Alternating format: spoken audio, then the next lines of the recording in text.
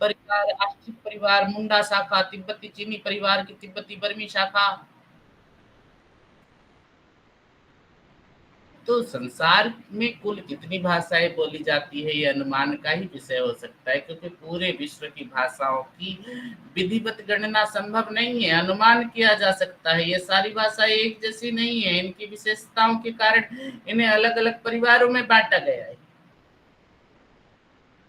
और विश्व में कितने भाषा परिवार जो हैं, इसमें भी विद्वानों में मतभेद है। कुछ भाषाओं में कई परिवारों की विशेषताएं मिलने के कारण इनका वर्गीकरण विवादास्पद है। कह सकते हैं कि संसार में करीब 9-10 भाषा परिवार है। भाषाओं का वर्गीकरण किस आधार पर होता है? एक तरह भाषाओं का वर्गीकरण मुख्य रूप से 2 वर्ग पर होता है। एक तो पारिवारिक वर्ग पर, एक आकृति मूलक वर्ग पर। पारिवारिक वर्ग में अगर हम देखें तो जैसे अपने भाषा के संदर्भ में माँ, बेटी जैसी संस्कृत भारतीय भाषाओं की जननी है आदि शब्द आप लोगों ने सुना है। तो ये शब्द जैविक उत्पत्ति के द्योतक नहीं बल्कि ऐतिहासिक विकास क्रम के द्योतक। तो अगर हम देखें तो आकृति मूलक भाषा में संरचना के आधार पर अलग-अलग वर्ग में बाँटा जाता है। जैसे संस्कृत भाषा संश्लिष्ट योगात्मक है, क्योंकि इसमें धातु, प्रत्यय, उपसर्ग आदि से शब्दों की रचना होती है। इसके विपरीत चीनी भाषा आयोगात्मक है, क्योंकि चीनी भाषा में शब्दों का रूप नहीं बदलता। प्रश्लिष्ट भाषाओं के वाक्य के सारे शब्द मिलकर नया ही रूप बनते हैं। जैसे संसार की भाषाएँ आयोगात्मक भाषाएँ जैसे चीनी भाषा, योगात्मक भाषाएँ जैसे तमिल, तुर्की, संस्कृत, हिंदी। तो संसार में भाषा परिवार जो है, इन्हें 9 परिवारों में बाँटा गया है। जैसे भारोपीय परिवार, सामी-हामी परिवार, द्राविड़ भाषाएँ, ऑस्ट्रिक, फिनो-उग्रिक, अल्ताई, चीनी-तिब्बती परिवार, काकेशियन भाषा परिवार, अमेरिकी भाषाएँ। तो भारोपीय परिवार, इस परिवार की भाषाएँ संसार की प्रमुख भाषाएँ हैं। जैसे अंग्रेजी, फ्रेंच, जर्मन, स्पेनिश, फारसी, हिंदी, उर्दू, बंगला, पंजाबी आदि। और इस परिवार की भाषाएँ बोलने वालों की संख्या विश्व में सबसे अधिक है। हम भारतीय परिवार के बारे में बाद में पढ़ेंगे डिटेल से। सामी-हामी परिवार में 5 परिवार की शाखाएँ हैं। सामी-हामी यानी बर्बर, कुशिती, साद, सामी, मिस्री। और अगर हम देखते हैं द्राविड़ भाषाएँ, तो भारत के दक्षिण में जो बोली जाती हैं, तमिल, तेलुगु, कन्नड़, मलयालम 4 प्रमुख द्राविड़ भाषा हैं। हाँ, तमिल, तेलुगु, कन्नड़, मलयालम। इनके अतिरिक्त तुलु, कोडगु आदि अन्य कई भाषाएँ भी इस वर्ग में आती है।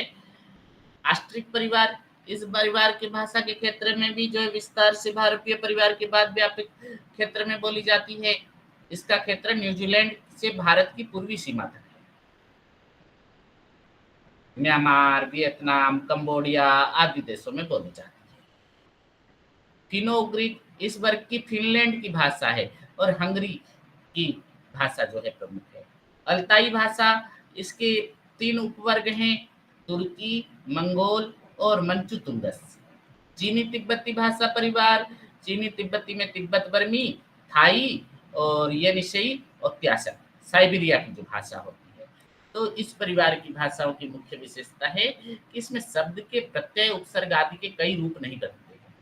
शब्द हमेशा अपने मूल रूप में रहता है और हर नए व्याकरणिक अर्थ में के लिए उसके लिए नए शब्द का प्रयोग किया जाता है।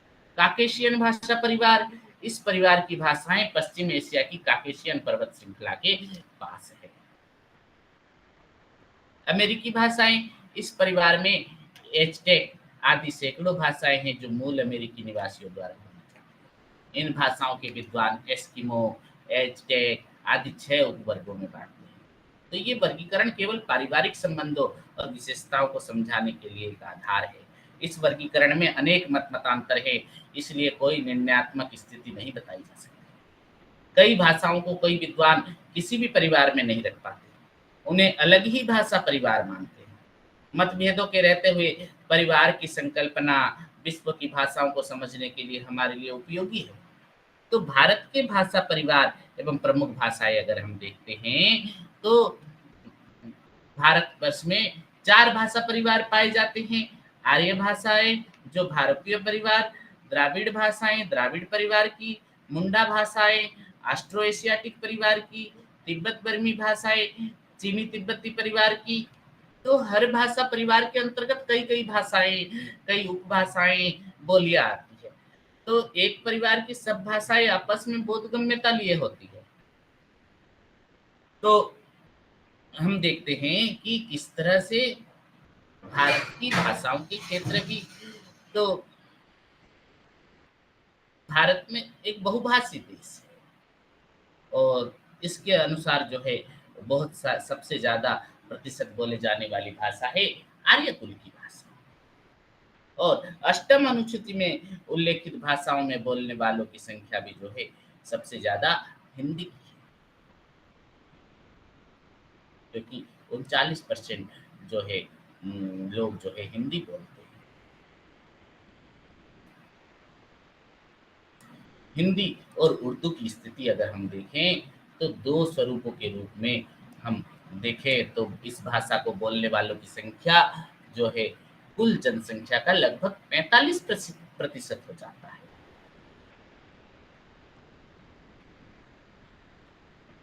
तालिकाएं दी गई है पुस्तक में, आप देख लीजिएगा। उसके अनुसार जो है तालिका का इतना महत्वपूर्ण नहीं है, ये तो समझाने के लिए दिया गया है।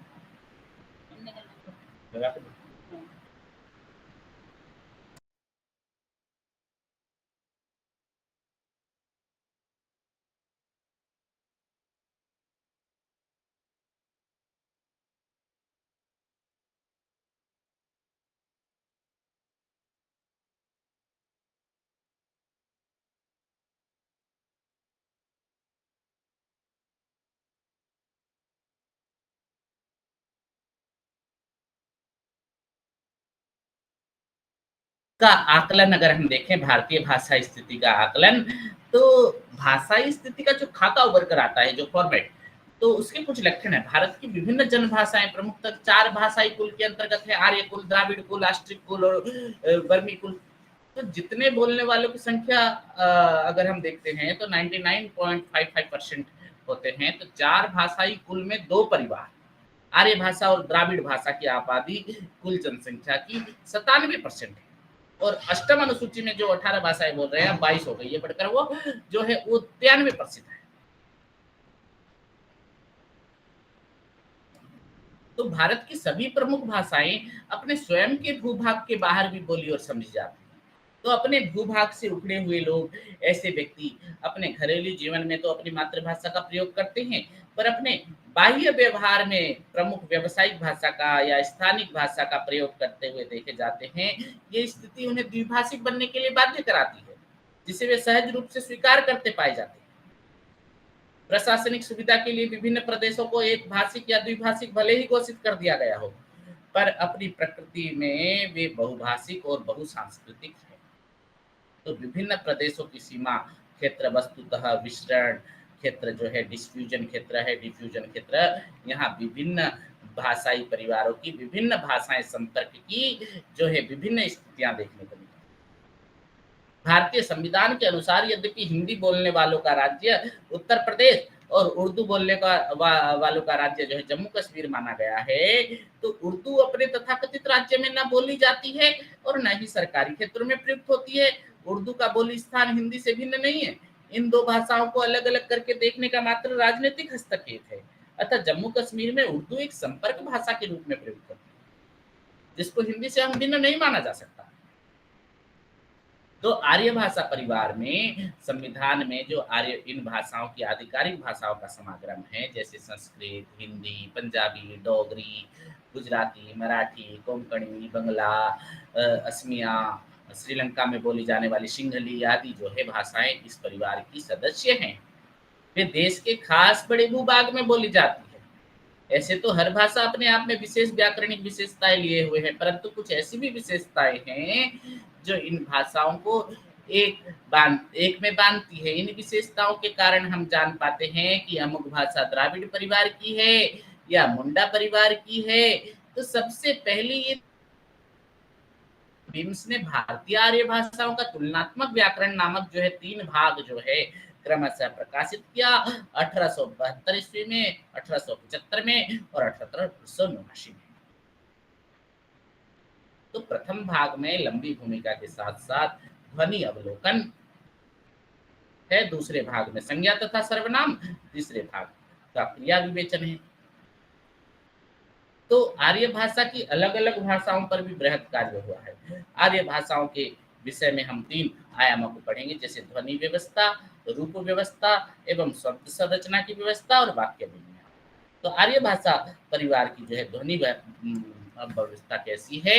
स्वर अगर हम देखते हैं तो प्राय सभी आर्य भाषा के स्वरों में भेद मात्रा की अपेक्षा उनके उच्चारण स्थान के आधार पर करती है। अतः अ और आ, ई और ई, उ, ऊ, ए, ऐ एवं ओ, औ में जो भेद है वो मूल रूप से जो है उनके भिन्न भिन्न उच्चारण स्थान से। ये बातें द्राविड़ भाषाओं पर कम लागू हो। सभी स्वर जो मौखिक एवं अनुनासिक दो प्रकारों से मिलते हैं। अतः आ, खास और खास, ई, कहीं और कहीं जैसे लिखते हैं हम। तो अनुनासिकता की भी एक ऐसी विशेषता है जो मोटे तौर पर देश के उत्तर एवं दक्षिण को विभाजित करती है। व्यंजन भी जो है आर्य भाषा व्यंजनों में चौमुखी भेद कराती है, जैसे घोष व्यंजन, अघोष व्यंजन, अल्प प्राण, महाप्राण। हाँ, अघोष यानी क, च, त, प, अघोष व्यंजन। घोष व्यंजन जो है ग, ज, द, व आदि। क के बाद ग, च, छ छोड़कर ज, अल्प प्राण, महाप्राण, इस तरह से होते हैं। हाँ,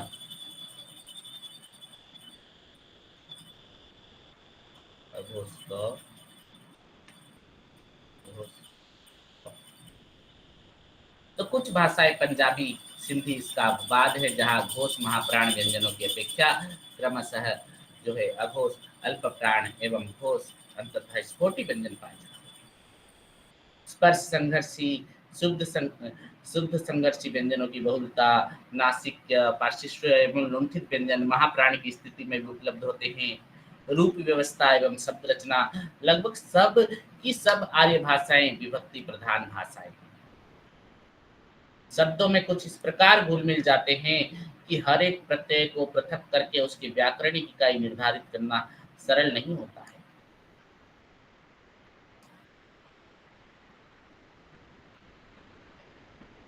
वाक्य विन्यास अगर देखें तो हम देख सकते हैं कि वर्ड ऑर्डर जो शब्द क्रम होता है, वाक्य में शब्दों की श्रृंखला कर्ता, कर्म, क्रिया के कर्म में होती है। उदाहरण जैसे राम मूंगफली खाता है। राम करता है और उसका कर्म क्या है? मूंगफली खाना, उसकी क्रिया है।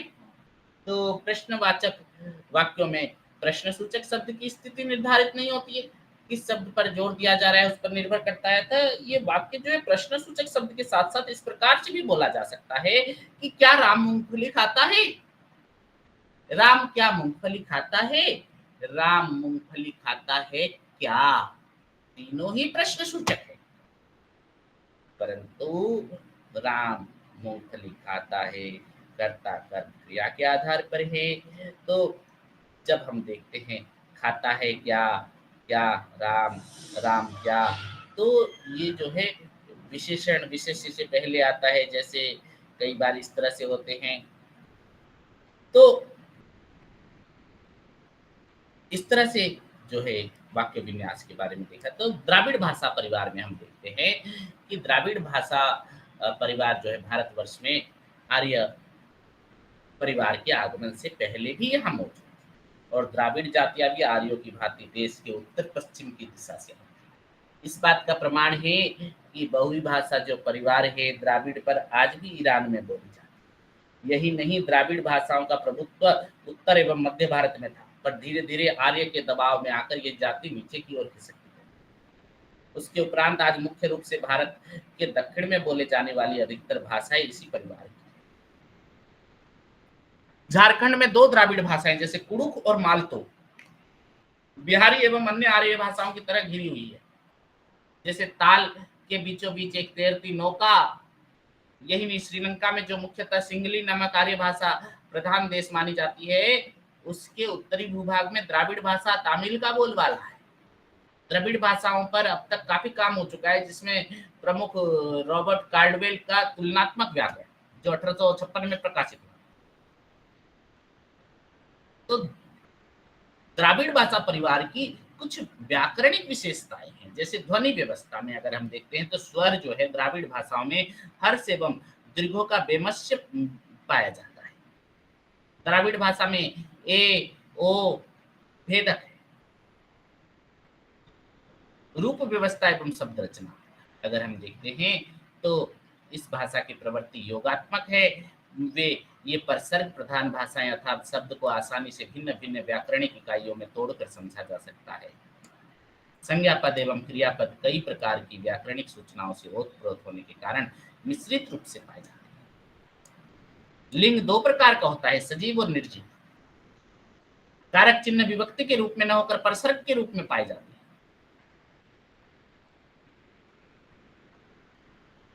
संबंधवाचक उपवाक्य संबंधवाचक सर्वनामों का प्रयोग नहीं करते, अपितु कृदंत परक विशेषण एवं संज्ञाओं का प्रयोग करते।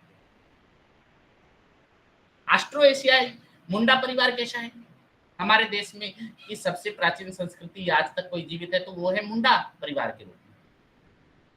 ऑस्ट्रो एशियाटिक जातियां ही यही सही मायने में पूर्ण रूप से भारतीय है, क्योंकि कहीं यहीं की जन्मी व पली जातियां हैं। बाकी सब जातियां जैसे कि द्राविड़ परिवार, आर्य परिवार, तिब्बत बर्मी परिवार की जातियां किसी न किसी काल में देश की सीमा के बाहर से आई और फिर बाद में भारतवर्ष को उन्होंने अपना निवास स्थान बना लिया। पर मुंडा एवं अन्य संबंधित जातियां जो खास भारतीय है, कहा जाता है कि एक जमाने में इन जातियों का फैलाव सारे भारतवर्ष में था। भूमि से जुड़े रहने की प्रकृति एवं शांति प्रियता के कारण यह जाति द्राविड़ एवं आर्यों के युद्ध में टिक नहीं पाई और यह परिवार सिमटकर मुख्य रूप से बिहार, बंगाल, उड़ीसा और मध्य प्रदेश के जंगलों में, गांवों में, झारखंड में रह गया। जैसे पहले हम बताते कि इस की एक उपशाखा मानखेमर नामक से जानी जाती है, जिसके दो मात्र भाषाएं हैं, खासी जो मेघालय में बोली जाती है और निकोबार बारा जो है निकोबार द्वीप में बोली जाती है। तो निकोबार को जो है मान खमेर की कड़ी ही समझा जाता है। दुर्भाग्यवश जितनी ये भाषाएं प्राचीन है ना, उतना ही इन पर कम काम हुआ है। फिर भी यदि इस परिवार की भाषाओं की आपस में तुलना की जाए तो मुंडा भाषाओं पर अधिक और खासी पर, निकोबारी पर बहुत कम शोध हुआ है। तो इनकी ध्वनि व्यवस्था कैसी है मुंडा भाषा की? ये मूर्धन्य इस प्रकार की विशेषता है कि नहीं कि परंतु अन्य भारतीय भाषाओं के प्रभाव में आकर शोरा शवारा को छोड़कर लगभग सभी भाषाओं में मूर्धन्य ध्वनि पाई जाती है। अनुनासिकता ठीक आर्य भाषाओं की भांति स्वनिमात्मक है। खासी में नासिका ध्वनियों की प्रचुरता, विशेषकर कंठ नासिक। अतः तो रूप व्यवस्था एवं शब्द रचना, इस परिवार की भाषाओं में शब्द व्याकरणिक इकाइयों को जोड़ जोड़ कर, अतः भाषाएं योगात्मक है। खड़िया भाषा,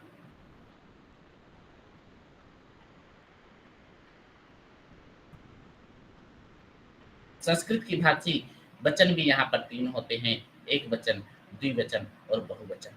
और लिंग का निर्धारण सजीव निर्जीव के आधार पर होता है, स्त्री पुरुष के आधार पर नहीं। कारक चिन्हों का अभाव है यहाँ पर। वाक्य विन्यास कैसा होता है? जैसे इस परिवार की सभी भाषाएं कर्ता, क्रिया, कर्म के शब्द क्रम में अनुसरण की जाती है। हाँ, तिब्बती बर्मी परिवार की अब चर्चा करते हैं। इस परिवार की भाषाओं की सबसे मुख्य विशेषता ये है कि आपस में बोधगम्य नहीं के बराबर है। यही नहीं, जितनी भाषाएं एवं उपभाषाएं एवं बोलियां इस परिवार में पाई जाती है, उतनी कहीं और नहीं। हमारे देश के उत्तर पूर्वी भाग में बोले जाने वाली ये भाषाएं शोध का विषय तो रही है, पर देश के बाहर बोले जाने वाली भाषाओं पर अधिक काम हुआ है। सर्वप्रथम जॉर्ज ग्रियर्सन ने ही इन भाषाओं पर कार्य किया, पर रॉबर्ट शेफर का 1955 में किया गया कार्य, जिसमें उन्होंने पहली बार इस भाषाओं का वर्गीकरण किया और विशेष उल्लेखनीय है। बोडो, आसामी, आओ, भेटिया, मैते लाहुली, किन्नौरी, डापला, काबुई, मिजो आदि भाषाओं पर स्वतंत्र भारत में काफी शोध हुआ। तो ध्वनि व्यवस्था, ये भाषाएं जो है ये तान भाषाएं हैं। ये अतः विभिन्न प्रकार के तानों से शब्दों में भेद किया जा सकता है।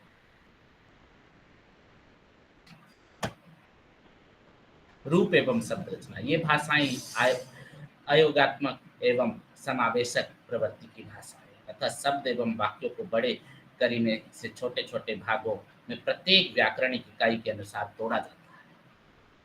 मुंडा परिवार की भांति ही इन भाषाओं में शब्द पद एवं वाक्य पद का विभाजन बहुत स्पष्ट रूप से नहीं हो सकता।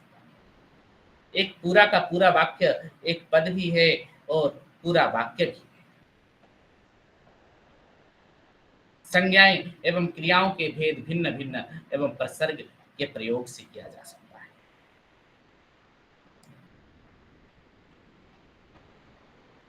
तो भाषा क्षेत्र की अगर परिकल्पना की जाए, भारतवर्ष में प्रमुख भाषा परिवार की भाषाएं विशेषताएं समझ लेने के बाद एक प्रश्न उठता है कि ये सभी भाषाएं अपने आप से अलग हैं या किसी व्याकरणिक पक्ष पर ये भाषाएं एक दूसरे की बहनें प्रतीत होती हैं। क्योंकि अगर हम देखते हैं कि चीरकाल से चली आ रही द्विभाषिता एवं भाषा संपर्क में आज ये स्थिति पैदा करा दी है कि भारतीय भाषाएं भिन्न होने पर भी व्याकरणिक दृष्टि से काफी समान है। आज हिंदी और तेलुगु में ज्यादा व्याकरणिक समानताएं हैं अपेक्षाकृत हिंदी और अंग्रेजी में। अंग्रेजी भी हिंदी की भांति भारतीय परिवार की सदस्य है। तो ऐसी व्याकरणगत विशेषताएं जो एक क्षेत्र में विशेष की विभिन्न परिवार की भाषाएं आपस में बांटे हैं, वे क्षेत्रीय भाषाएं कहलाती हैं। पारिवारिक रूप से भिन्न होने के बावजूद भी जब भाषाएं एक दूसरे के संपर्क में आती है तो व्याकरण की दृष्टि से एक दूसरे के समीप आ जाती है। तो भारत एक ऐसा भाषाई क्षेत्र है जहाँ कुछ व्याकरणगत विशेषताएं प्राय हमेशा पाई जाती है, जैसे कर्ता कर्म क्रिया, ये शब्द कर्म जो है हम सभी भाषाओं में हम देखने को पा सकते हैं।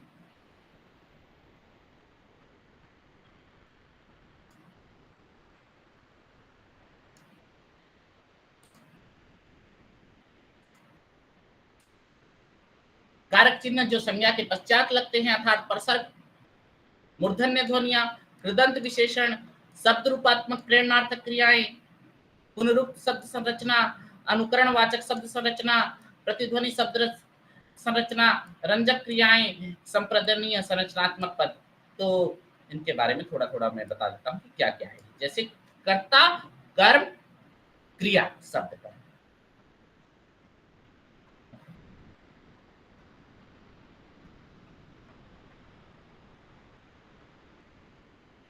प्राय सभी सारी भारतीय भाषाएं इस क्रम का अनुकरण करती है। जैसे कर्ता कर्म क्रिया, मैं मक्के दी रोटी खांदी, पंजाबी में कहोगे तो, उड़िया में कहोगे तो मुंह मक्का रोटी खाए, या मुंह मक्का रोटी खाई ली। तो मुंह मक्का रोटी खाई ली और मैंने मक्के की रोटी खाई। तो उड़िया में भी मैं पहले और उसके बाद मक्का फिर खाया, यानी पहले कर्ता फिर कर्म फिर क्रिया। तो हिंदी उड़िया पंजाबी में भी मैं मक्के की रोटी खांदी, तेलुगु में भी कमला पुलू कोस्तुंदी, कमला फूल तोड़ रही है। संथाली में उन्हीं होड़ को तोल दे दिया, यानी उन्होंने उस आदमी को बांध दिया। मणिपुरी में थांग तीन दत लई, यानी चाकू से घुपाकर विच्छिन्न किया, उसने चाकू से मार डाला। परसर्ग भी कारक चिन्ह जो है संस्कृत की परंपरा से संयुक्त विभक्ति के रूप में न होकर पृथक रूप से संज्ञा के बाद लगते हैं। मूर्धन्य ध्वनियां भी इस तरह से देखने को मिलती है। तो हम देखते हैं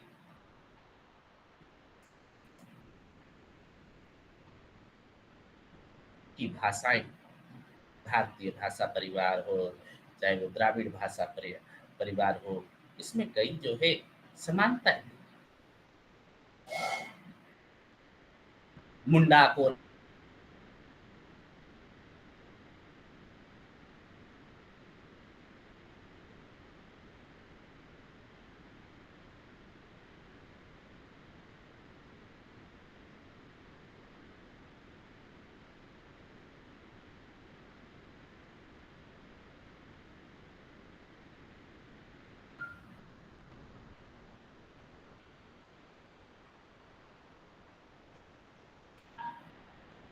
तो तिब्बत चीनी भाषा परिवार की भाषाएं आयोगात्मक कहलाती है, क्योंकि इन भाषाओं में संज्ञा, क्रिया आदि शब्दों के प्रत्यय, उपसर्ग आदि लगने से रूप परिवर्तन होता है। और तीन परिवार जो है योगात्मक है, क्योंकि इनमें धातु के प्रत्यय आदि की सहायता से शब्द विभिन्न रूप से बनते हैं। तो मुंडा भाषाएं मूलतः कर्ता, क्रिया, कर्म के पदक्रम वाली थी, लेकिन अन्य भाषाओं के प्रभाव के कारण अब कर्ता, कर्म, क्रिया का पदक्रम प्रचलित हो चुका है। अब हम देखते हैं कि किस तरह से भारतीय परिवार और भारतीय आर्य भाषाएं, हमारे लिए जानना होगा कि हिंदी का विश्व की भाषाओं से क्या संबंध है। भारतीय परिवार की संकल्पना, उसका उद्भव, इसकी विशेषताएं, इसका वर्गीकरण हमें जानना। भारतीय परिवार की भाषा, जैसे हमने पढ़ा कि संसार में कुल 9 भाषा परिवार है,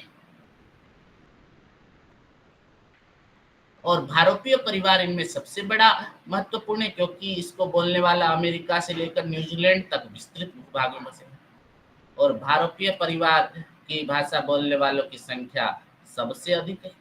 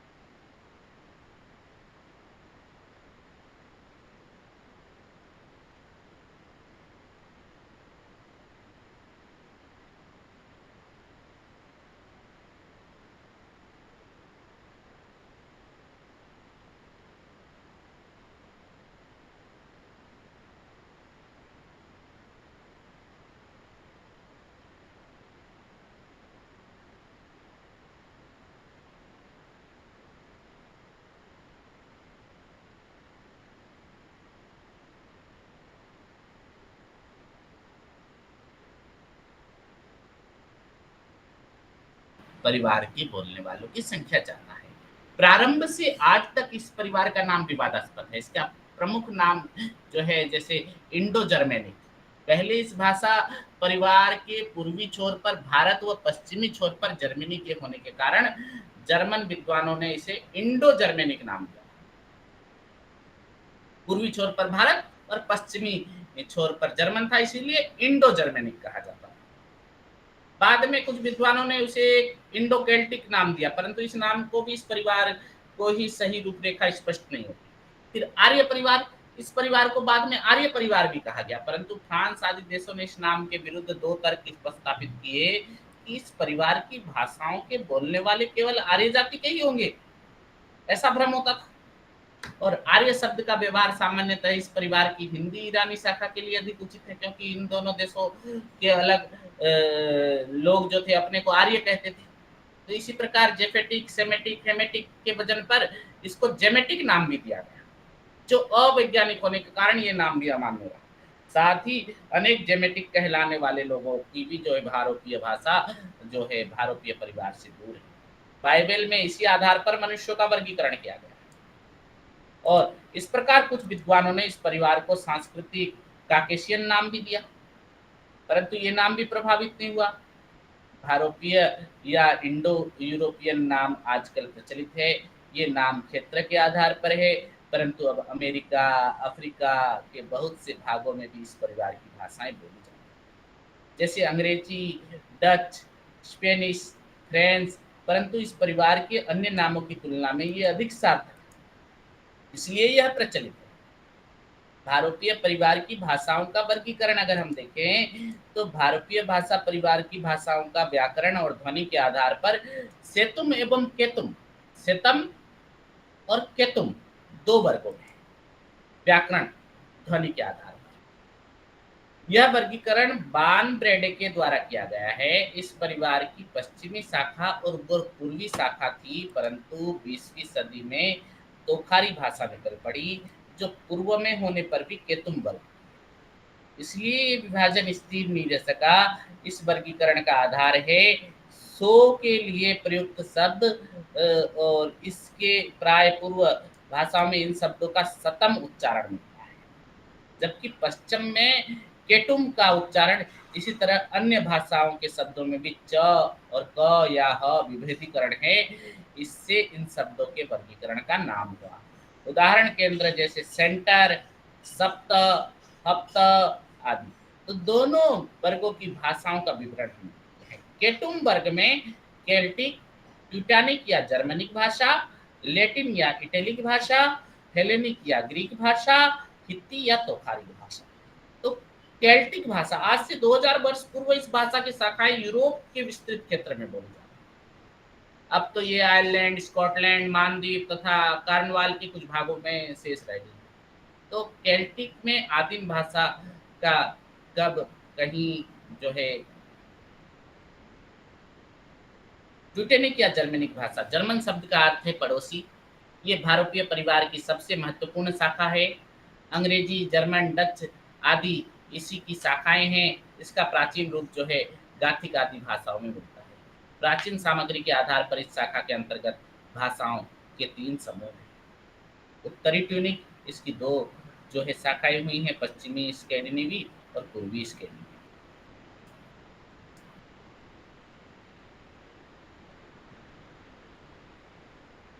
सतम वर्ग में अगर हम देखते हैं तो इलिरियन, बाल्टिक, स्लोवेनिक, आर्मेनियन, आर्य भाषा या भारतीय आर्यानी भाषा।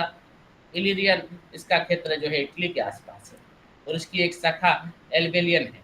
उसी के विषय में कुछ सामग्री प्राप्त है, इसलिए इस शाखा को एल्बेलियन भी कहा जाता है। इसके बोलने वाले अल्बेरिया और ग्रीस में रहते हैं। एल्बेलियन साहित्य लगभग 17वीं सदी के प्रारंभ से होता है और इसके पूर्वक का रूप इस भाषा का ही नहीं मिलता, अतः इसका ऐतिहासिक अध्ययन ही नहीं किया जा सकता। इस भाषा ने तुर्की, लैटिन, ग्रीक आदि के भी शब्द लिए हैं, इसलिए ये भी जानना कठिन है कि इसके अपने शब्द कितने हैं। बहुत दिनों तक विद्वान इसे स्वतंत्र शाखा मानने को तैयार नहीं थे, परंतु किसी से पूर्णतः मेल न खाने पर इसे अलग माना है। बाल्टिक, इस परिवार की 3 भाषाएं हैं। प्राचीन काल के सतह इसका स्थान प्राचीन प्रथा प्रसा प्रदेश है। 15वीं शताब्दी के बाद जो सदी के बाद 16वीं सदी में लिखी गई पुस्तकें इसमें मिलती है। स्लोवेनिक, ये विस्तृत भाषा वर्ग है। पूर्वी यूरोप का एक बड़ा भूभाग इसमें बोलता है, तो 2री-3री सदी तक इस भाषा को बोलने वाले एक सीमित क्षेत्र में रहते हैं। आर्मेनियन, कुछ लोग इस शाखा को आर्य शाखा के अंतर्गत रखना चाहते थे क्योंकि इसके अनेक शब्द ईरानी से मिलते हैं, परंतु ये शब्द केवल उधार लिए गए हैं। 5वीं सदी में आर्मीनिया पर ईरान के युवराज का राज्य था, इसी कारण इसमें ईरानी शब्दों का बाहुल्य है। इस भाषा की योगात्मकता और ध्वनि आदि ईरानी के नितांत भिन्न है। इसके नवीन रूप का प्रयोग धार्मिक कार्यों में अब भी होता है। इस भाषा को आर्य और ग्रीक के बीच की कड़ी कही जाती है। वर्तमान आर्मेनियन के प्रधान 2 रूप हैं, एक का प्रयोग एशिया में होता है तो दूसरे का यूरोप में। एशिया में बोली जाने वाली जो है का नाम आराष्टा है और यूरोप में बोली जाने वाली को स्तंबुल कहते हैं। स्तंबुल में साहित्य रचना भी होती है, यही इसकी प्रधान बोली। तो भारतीय ईरानी उपवर्ग में अगर हम देखते हैं, सतम वर्ग की एक महत्वपूर्ण शाखा है भारत ईरानी भाषा और इसके बोलने वालों की संख्या विश्व की आबादी का लगभग 20% है।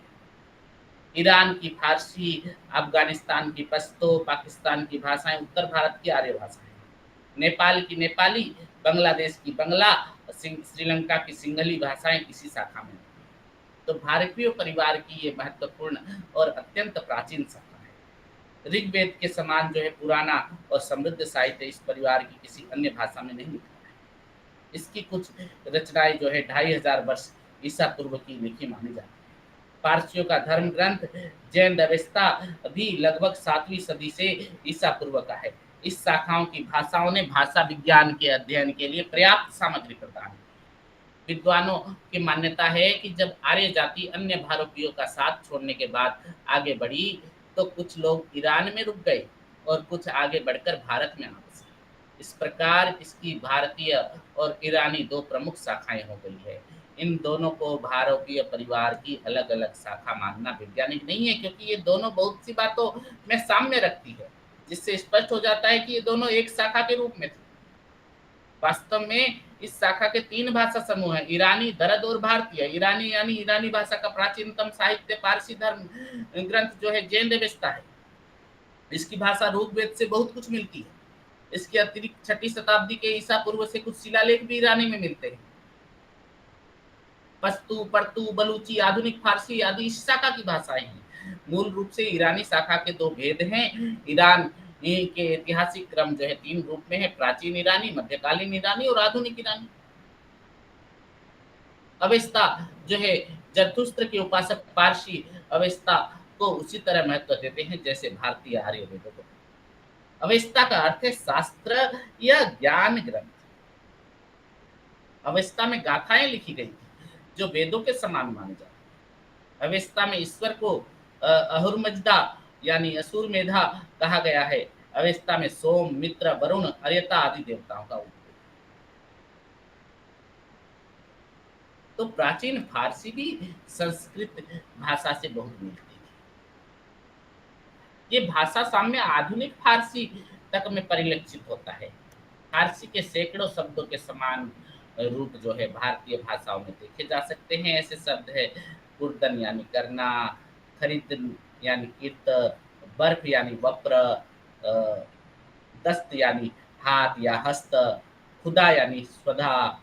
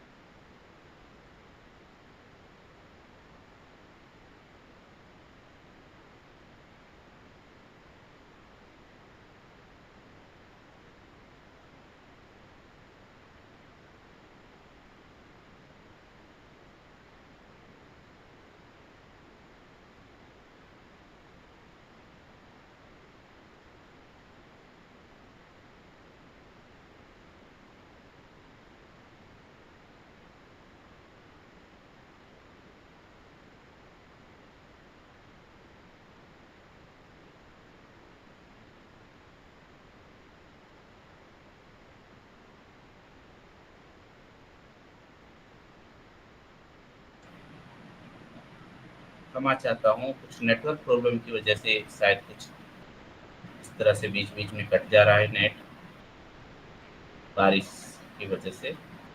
तो हम देख सकते हैं कि किस तरह से प्राचीन फ़ारसी भी जो है संस्कृत भाषा से बहुत मिलती है, मिलती-जुलती भाषा है। और यह भाषा जो है साम्य आधुनिक फ़ारसी तक से परिलक्षित होता है, तो फ़ारसी के सैकड़ों शब्दों के समान रूप भारतीय भाषाओं में देखे जा सकते हैं। ऐसे शब्द जैसे कुर्दन यानी करना, खरीदन यानी कीर्त, बर्फ यानी वप्र, दस्त यानी हस्त। तो दर्द भी ये शब्द संस्कृत का शब्द है, इसका अर्थ पर्वत है। इस परिवार की प्रमुख भाषा कश्मीरी है। इसका प्रभाव जो है मराठी, सिंधी, पंजाबी पर भी है। तो पश्तो की भांति दरद भी भारतीय और ईरानी की जो है भाषा है, ईरानी के बीच की भाषा है। और अगर हम देखते हैं पश्तो ईरानी की ओर झुकी है, तो दरद भारतीय की ओर। प्राचीन काल में दरद भाषाओं की भारतीय परिवार का समझा गया था और उन्हें पैशाची प्राकृत की संज्ञा दी। परंतु अब इसे भारतीय आर्य भाषाओं से भिन्न एक स्वतंत्र उपभाषा माना गया है। तो आर्य इस उपवर्ग में कश्मीरी के अतिरिक्त भारत में बोली जाने वाली अन्य आर्य भाषाएं तथा संस्कृत, हिंदी, बंगला, गुजराती आदि हैं। इस उपवर्ग को इस कारण भारतीय आर्य भाषाएं भी कहा जाता है। तो भारतीय आर्य भाषाओं जो है भारतीय उपमहाद्वीप के 5 देशों में बोली जाती है, जिनमें पाकिस्तान की उर्दू, नेपाल की नेपाली, बांग्लादेश की बंगला, श्रीलंका की सिंघली शामिल है। यानी 5 उपमहाद्वीप, पाकिस्तान की उर्दू, पाकिस्तान एक देश है, वहाँ बोली जाती है, नेपाल में नेपाली बोली जाती है, बांग्लादेश में बंगला और श्रीलंका में सिंघली। तो इन भाषाओं का विकास जो है संस्कृत भाषाओं से हुआ है और संस्कृत से हिंदी तक के विकास क्रम को हम जो है आगे पढ़ने जा रहे हैं। तो अब हम आर्य भाषाओं के इतिहास की वर्तमान स्थिति के बारे में अगर हम देखते हैं, तो भारतीय भाषा परिवार की आर्य उपशाखा की भारतीय आर्य भाषा का परिवार सर्वाधिक महत्वपूर्ण शाखा है और हिंदी जो है, हिंदी का संबंध इसी शाखा से है। भारतीय आर्य भाषाओं का इतिहास लगभग 3500 वर्षों का इतिहास है। दीर्घ काल को विकास की दृष्टि से 3 वर्गों में विभाजित किया जा सकता है। तो प्राचीन भारतीय आर्य भाषा जो 1500 ईसा पूर्व से 500 ईसा पूर्व तक और मध्यकालीन भारतीय आर्य भाषा 500 ईसा पूर्व से 1000 ईसा पूर्व तक और आधुनिक भारतीय आर्य भाषा काल 1000 पूर्व से वर्तमान समय तक। तो प्राचीन भारतीय आर्य भाषा का समय 1500 ईसा पूर्व से 500 ईसा पूर्व तक माना जाता है। विकास की दृष्टि से इस काल की जो है भाषा के 2 रूप मिलते हैं, वैदिक संस्कृत और लौकिक संस्कृत। तो वैदिक संस्कृत और लौकिक संस्कृत ऋग्वेद की भाषा की तुलना यदि लौकिक संस्कृत से की जाए तो स्पष्ट अंतर प्रतिपादकों की विभक्तियों में तथा धातु रूपों में मिलता है। मध्यकालीन भारतीय आर्य भाषाएं लगभग 1500 वर्षों तक इस देश में प्रचलित रही हैं। आदिकाल, मध्यकाल और उत्तरकाल में अगर हम देखें तो पाली, प्राकृत और अपभ्रंश इस तरह से विकसित हो रही। तो मध्यकालीन भारतीय आर्य भाषाओं का आदिकाल जो है इस काल के अंतर्गत पाली एवं अशोक के शिलालेखों की भाषाएं आती हैं। पाली में संस्कृत के री और रू, लृ, ए और ओ स्वर लुप्त हो गए हैं। हर्ष ए यही हो गया है और ओ आ का आविर्भाव हो गया है और हर्ष ए को आ वैदिक संस्कृत की किसी भी भाषा से प्राप्त है। तो मध्यकालीन भारतीय आर्य भाषाओं का मध्यकाल इसके अंतर्गत जो है विभिन्न साहित्यिक प्रकृतियाँ आती हैं, जैसे प्राकृतिक विभिन्न जनपदों की लोक भाषाएं हैं। प्राकृत भाषा के सर्वप्रथम व्याकरण प्राकृत प्रकाश में वररुचि ने 4 प्राकृत भाषाओं का शास्त्रीय विवेचन किया है। महाराष्ट्री, पैशाची यानी जो सिंध की भाषा, मागधी यानी मगध की भाषा, सौरसेनी यानी मथुरा के आसपास की भाषा और अर्धमागधी यानी कौशल की भाषा। जो ध्वनियाँ पाली में थी वे ही प्राकृत में भी प्राप्त होती हैं। सिर्फ सौरसेनी में न के स्थान पर अ और य के स्थान पर ज प्राप्त होता है। मागधी प्राकृत में जो है तालव्य श है, स नहीं है। तो मध्यकालीन भारतीय आर्य भाषाओं का उत्तर काल साहित्यिक प्रकृतों में अनंतर इनके समकक्ष ही प्रचलित लोक व्यवहारिक भाषाओं का साहित्यिक स्वरूप विविध अपभ्रंशों के नाम से विकसित हुआ। नेमी सिंधु ने अपभ्रंश के 3 भेद किए हैं, उपनागर, आभिर और ग्राम्य। परवर्ती व्याकरणों ने इन्हें 3 भेद जैसे नागर, उपनागर, ब्राचड़ की संज्ञा। अपभ्रंश के 3 भेद पश्चिमी, पूर्वी और दक्षिणी नाम से किए गए हैं। हेमचंद्र ने अपने व्याकरण ग्रंथ सिद्ध हेमचंद्र शब्दानुशासन में अपभ्रंश भाषा के जिस रूप का उल्लेख किया है, वह अन्य व्याकरणों द्वारा उल्लेखित नागर अपभ्रंश का ही रूप कहा जा सकता है। तो आधुनिक भारतीय आर्य भाषाओं का आरंभ 10वीं शताब्दी से माना जाता है और अपभ्रंश के विविध रूपों में जो है भारतीय भाषाएं आधुनिक भारतीय भाषा निकली और उनका विकास अपभ्रंश के रूप में हुआ। अब हमारे सामने जो है इसका विस्तार कैसे हुआ, ये प्रश्न है। तो हम देखते हैं कि विश्व के विभिन्न भाषा परिवार में भारतीय भाषा परिवार अनेक दृष्टि से सर्वाधिक महत्वपूर्ण है।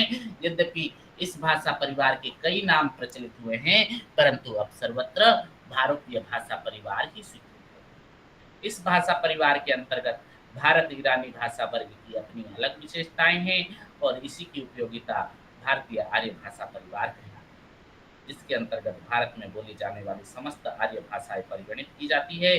तो भारतीय परिवार को ध्वनि व्यवस्था के आधार पर केतुम और सतम 2 वर्गों में रखा गया है। सामान्यतः केतुम इस परिवार की पश्चिमी शाखा का प्रतिनिधित्व करती है और सतम पूर्वी भाषाओं की ओर संकेत करती है। प्राचीन आर्य भाषाओं की ऐतिहासिक दृष्टि से 3 कालखंडों में विभाजित किया जाता है।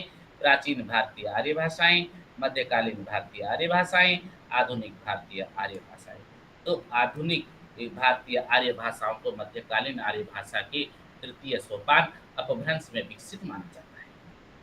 10वीं शताब्दी के आसपास अपभ्रंश भाषा से आधुनिक अन्य भाषाएं क्रमशः विकसित हुई। इन भाषाओं का वर्गीकरण डॉक्टर ग्रियर्सन, सुनीति कुमार चटर्जी आदि विद्वानों ने किया है। तो आधुनिक भारतीय आर्य भाषाओं में हिंदी भाषा और साहित्य का महत्वपूर्ण स्थान है। प्राचीन काल में संस्कृत आदि अखिल भारतीय भाषाओं की जो भूमिका थी, आज लगभग वही भूमिका हिंदी निभा रही है। जैसे संस्कृत मूलतः मध्य प्रदेश की भाषा थी और उसके साहित्य के विकास में भारत के सभी प्रांतों का महत्वपूर्ण योगदान रहा है, वैसे ही आधुनिक हिंदी भी जो है मध्य देश की भाषा के कारण अंतर प्रांतीय व्यवहार की भाषा बनी और उसके साहित्य के विकास में देश के सभी राज्यों का उल्लेखनीय है। अनेक हिंदीतर विद्वानों, कवियों और लेखकों ने केवल मौलिक साहित्य का सृजन कर हिंदी साहित्य की स्वीकृति की, अपितु सभी भारतीय भाषाओं के श्रेष्ठ साहित्य का हिंदी अनुवाद भी किया। इस प्रकार न केवल हिंदी भाषा अखिल भारतीय भाषा के रूप में प्रतिष्ठित है, अपितु इसका साहित्य संपूर्ण साहित्य का प्रतिनिधित्व करता है। आगे की इकाई में हम देखते हैं कि संस्कृत से अपभ्रंश तक का किस तरह से सफर रहा है और संस्कृत का नाम किस प्रकार पड़ा, संस्कृत साहित्य कैसा है, फिर पाली, प्राकृत और अपभ्रंश तक का सफर, उसके बाद जो है हम हिंदी की ओर जाएंगे। तो संस्कृत भारतीय आर्य भाषाओं की सबसे प्रमुख और सबसे पुरानी भाषा है। यही सारी भारतीय भाषाओं के साहित्य और व्याकरण का उत्स है। इसके काल का प्रश्न अनुत्तरित है। परंपरागत भाषा वैज्ञानिक इसे अनादि मानते हैं। इसके मूल के बारे में भी गहरा विवाद है। कुछ विद्वान इसे बाहर से आई हुई भाषा कहते हैं, भारतीय विद्वान इसी भूमि में इसका उद्गम मानते हैं। तो नामकरण अगर हम देखते हैं, संस्कृत, ग्रीक, लैटिन भाषाएं जो है भारतीय जो है भाषा संसार के जो है बृहद परिवार की आदिकालीन भाषा। पहले इसकी मूल स्थिति बोलचाल की भाषाओं के रूप में थी। तत्कालीन बोलचाल की भाषा की ये उपभाषाएं या प्रशाखाएं भी थी। तो प्राचीन जीवित भाषाओं के शब्दों को लेकर व्याकरणों ने उन्हें विशिष्ट नियमों से बांध दिया है और इन विशिष्ट नियमों से बंधा स्थिर स्वरूप की संस्कृत, ग्रीक तथा लैटिन के निर्माण और विकास का कारण है। तो संस्कृत का अर्थ है सम प्लस ट्रू प्लस कृत अथवा परिष्कृत, निर्दोष और शुद्ध भाषा। इसी कारण आचार्य दंडी ने अपने काव्यादर्श में इसे देववाणी के नाम से अभिहित किया है। इसे देव भाषा, देववाणी आदि कई नामों से पुकारा गया है। प्राचीन काल में संस्कृत भाषा का स्वरूप व्याकरण के नियम से अधिक बना नहीं था। छंदसी बहुलम इस सूत्र से ये स्पष्ट होता है कि वैदिक भाषा में जना, जनास आदि व्याकरण के नियम विकल्पशील थे। तो यह भाषा व्याकरण के नियमों से बनकर परिभाषित रूप से विकसित हुई और इसका नाम संस्कृत पड़ा। यहाँ संस्कृत शब्द का तात्पर्य है सुगठित, संवरी हुई। रामायण में भी इसे संस्कृति कहा गया है। भाषा में विशुद्धता की रक्षा में याज्ञिक धर्म ने भी महत्वपूर्ण भाग लिया। इस बात की पुष्टि महाभाष्य में पतंजलि जो 150 ईसा पूर्व के इस कथन से भी होती है कि किसी समय कुछ ऐसे ऋषि अपने बोलचाल की भाषा में यत्वानश के स्थान पर यर्वाणश जैसे अपशब्दों का प्रयोग करते थे। व्याकरणों के निष्कर्षों को चौथी शताब्दी से ईसा पूर्व में पाणिनि की अष्टाध्यायी में संकलित किया गया। तो संस्कृत साहित्य संसार का प्राचीनतम परिष्कृत भाषा है संस्कृत, और भारतीय मनुष्यों का समस्त चिंतन मनन शोध और उसका विश्लेषण संस्कृत भाषा में ही है। तो भाषा भारत में साहित्यिक, सांस्कृतिक, धार्मिक, आध्यात्मिक, नैतिक, राजनीतिक, ऐतिहासिक जीवन की व्यवस्था की भी जो है इसी भाषा में प्राप्त होती है। भारत में समस्त प्रांतीय भाषाओं में संस्कृत शब्दों का बाहुल्य है। संस्कृत भाषा का साहित्य अत्यंत विस्तृत एवं समृद्ध है। साहित्य शब्द का अर्थ है शब्द और अर्थ का समन्वय। साहित्यो शब्दार्थयो भाव साहित्य। व्यापक अर्थ में साहित्य से अभिप्राय उन ग्रंथों से है जो किसी भाषा विशेष में रचे गए। अंग्रेजी भाषा में लिटरेचर शब्द से भी यही अर्थ ग्रहण किया जाता है, लेकिन यदि हम उसका संकुचित अर्थ न ले तो साहित्य शब्द का प्रयोग काव्य आदि के लिए भी किया जाता है। काव्य आदि केवल मनोरंजन के साधन नहीं है। मानव समाज एवं जीवन के लिए काव्य की बहुत उपादेयता है। भर्तहरि ने तो साहित्य काव्य आदि से विहीन व्यक्ति को मनुष्य न मानकर पशु कहा है। साहित्य समाज को प्रतिफलित करता है। साहित्य ही संस्कृति का वाहक और धारक है। तो साहित्य सामाजिक भावना तथा सामाजिक विचार की विशुद्ध अभिव्यक्ति होने के कारण यदि समाज का आईना है, तो सांस्कृतिक आचार और विचार का प्रबल प्रचारक होने के लिए संस्कृति के संदेश को जनता के हृदय तक पहुंचाने के कारण साहित्य संस्कृति का वाहक होता है। तो संस्कृत साहित्य जीवन के केवल आध्यात्मिक पक्ष को ही नहीं चित्रित करता, बल्कि लौकिक अथवा भौतिक पक्ष को भी समान रूप से चित्रित करता है। संस्कृत साहित्य में सत्यम शिवम सुंदरम का अद्भुत एवं प्रीतिकर समन्वय एवं सामंजस्य उपलब्ध होता है। वाक्य रसात्मक काव्यम के रूप में भी जो है संस्कृत साहित्य ने औचित्य तथा आनंद को एक साथ स्थापित किया।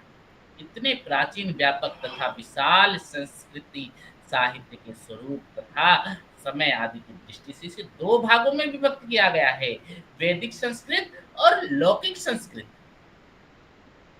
वैदिक साहित्य में संहिता, अरण्यक, उपनिषद तथा वेदांग आते हैं, और लौकिक साहित्य में काव्य, नाटक, गद्य, कथा, गीति तथा चंपू ग्रंथों को लिया जाता है। संस्कृत साहित्य के इन दोनों भागों में वैदिक तथा लौकिक भाषा के वर्ण, विषय, व्याकरण, छंद आदि की दृष्टि से पर्याप्त परस्पर भिन्नता है। दोनों का अलग अलग विस्तार इतना अधिक है कि दोनों भागों के इतिहास पर विद्वानों ने बृहदाकार ग्रंथ लिखे हैं। इसमें यह वैदिक तथा लौकिक भाग का संक्षिप्त लेकिन सारगर्भित ग्रंथ हम आपको बताते हैं कि संस्कृत की मुख्य परंपरा को समझने के लिए आसानी है। आप संस्कृत की पूर्ण परंपरा को समझ सकेंगे, उस पर और विचार भी प्रस्तुत कर सकेंगे। तो वैदिक इस संस्कृत हम देखते हैं कि सर्वविवादित तथ्य है कि संस्कृत विश्व की प्राचीनतम भाषा मानी जाती है, और वैदिक संस्कृति संसार की प्राचीनतम संस्कृति, और वैदिक साहित्य के सर्वप्रथम ग्रंथ है वेद। भारतीय संस्कृति के इतिहास में इसका अत्यंत महत्वपूर्ण गौरव स्थान है। वेद शब्द विज्ञानस्तायम नामे च विचारणे विद धातु ने धंच प्रत्यय जोड़कर बनाया गया, जिसका अर्थ होता है ज्ञान। स्वामी दयानंद सरस्वती ने अपनी ऋग्वेद भाष्य भूमिका में वेद शब्द को विदति, जानन्ति, विद्यन्ते, भवन्ति आदि इस प्रकार भी व्याख्या की है, अर्थात जिनके द्वारा या जिनसे सारी सत्य विधाएं जानी जाती है, विद्यमान है या प्राप्त की जाती है, वही है वेद। तो वैदिक साहित्य में चारों वेदों के अलावा ब्राह्मण, अरण्य और वेदांग को भी जो है वैदिक साहित्य में समाविष्ट किया गया है। चार वेद जैसे ऋग्वेद, सामवेद, यजुर्वेद और अथर्ववेद। वेद का काल निरूपण भी किया गया। तो लौकिक साहित्य के बाद लगभग ईसा पूर्व 500 से लौकिक साहित्य का समय शुरू होता है। तो लौकिक साहित्य में कुछ गुण शामिल है। इतिहास और पुराण, कथा साहित्य और काव्य जैसे श्रव्य काव्य, रूपक और नाट्य शास्त्र, दृश्य काव्य, भाषा संबंधी साहित्य जैसे छंद, व्याकरण, काव्य शास्त्र, दर्शन, वांग्मय जैसे धर्म, अर्थ, काम संबंधी शास्त्र, चिकित्सा, और गणित, ज्योतिष आदि साहित्य, तो इतिहास ग्रंथ हम देखते हैं पहले।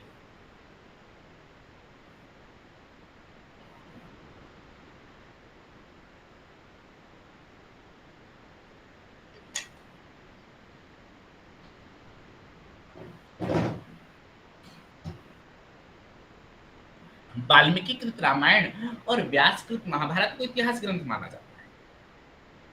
ये दोनों लौकिक संस्कृत की दो प्रथम कृतियां हैं और रामायण को संस्कृत का आदि काव्य कहा जाता है। इतिहास का शाब्दिक अर्थ है ऐसा था। इस दृष्टि से ये दोनों ग्रंथ पूर्ण रूप से इतिहास के ग्रंथ न होते हुए भी न सिर्फ धार्मिक या आध्यात्मिक ग्रंथ थे, न काल्पनिक कथा। हम यह मानते हैं कि राम और कृष्ण अवतार थे, धरती पर धर्म की रक्षा के लिए इनका अवतार हुआ था। पर इन ग्रंथों में उनके जीवन का आख्यान है। रामायण का रचना काल आज भी जो है पर्याप्त विवाद का विषय बना हुआ है। भारतीय तथा पाश्चात्य विद्वानों ने रामायण के रचना काल को निर्धारित करने का पर्याप्त प्रयत्न किया, लेकिन किसी एक समय को मानने में सभी विद्वान एकमत नहीं है।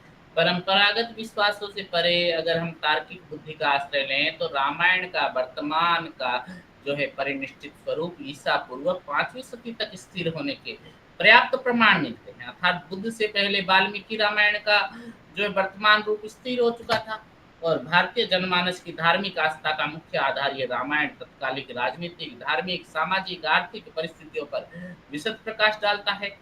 भारत में राष्ट्रीय जीवन के निर्माण में रामायण का बहुत बड़ा योगदान। रामायण की लोकप्रियता में उसकी सहज शैली, असाधारण वर्णन शक्ति एवं जीवन चरित्र चित्रण का भी बहुत बड़ा योगदान है। और इस महाकाव्य में सभी रस प्राप्त होते हैं। वाल्मीकि रामायण का जो है प्रचार प्रसार केवल भारतवर्ष तक ही सीमित नहीं है। इस संपूर्ण भारत में लोकप्रियता होकर जावा, सुमात्रा, बाली, श्याम आदि देशों तक फैला। वाल्मीकि रामायण का भारत के परवर्ती साहित्य के ऊपर बहुत अधिक प्रभाव पड़ा। ये सभी भाषाओं के प्रसिद्ध कवि जैसे नाटककारों तथा चंपू रचनाकारों ने अपनी रुचि के अनुसार रामायण के विभिन्न अंशों को ग्रहण किया। तो महाभारत में कालीन साहित्यिक, सांस्कृतिक, धार्मिक, राजनीतिक आदि विषयों का समावेश है।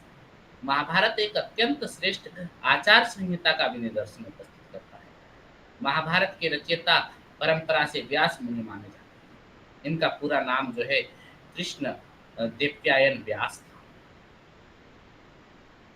महाभारत के अंत साक्ष्य से प्रमाणित है कि व्यास कौरवों और पांडवों के जीवन की सभी प्रमुख घटनाओं में प्रत्यक्ष परिचित थे और वर्तमान महाभारत के 1,00,000 श्लोक प्राप्त होते हैं, इसलिए इसका नाम सतसाहस्त्री संहिता भी है। महाभारत का रचना काव्य अत्यंत विवादास्पद रहा है। पुराण अगर हम देखते हैं तो इतिहास ग्रंथ के बाद लौकिक साहित्य में महत्वपूर्ण ग्रंथ पुराण है। पुराण धार्मिक ग्रंथ है, यह अवतारों और धार्मिक कथाओं का काव्य है। पुराण का तात्पर्य है प्राचीन, इससे इनको रचना काव्य का थोड़ा संकेत मिलता है। ईसा पूर्व 300 से लेकर ईस्वी 15वीं सदी तक पुराण लिखे गए और इनका फ्लेवर में प्रकेक्षण के कारण विस्तार परिवर्तन भी होता गया। आज 18 पुराण प्राप्त है। मत्स्य, कुर्मु, बराह, बामन, भागवत, ब्रह्मांड, ब्रह्मवैवर्त, विष्णु, नारद, गरुड़, वायु, अग्नि, पद्म, लिंग, स्कंद और भविष्य। तो इनमें भागवत सबसे महत्वपूर्ण ग्रंथ है जो परवर्ती कृष्ण भक्ति साहित्य की प्रेरणा स्रोत है। विष्णु और नारद पुराण में भक्ति के दार्शनिक पक्ष का विवेचन है।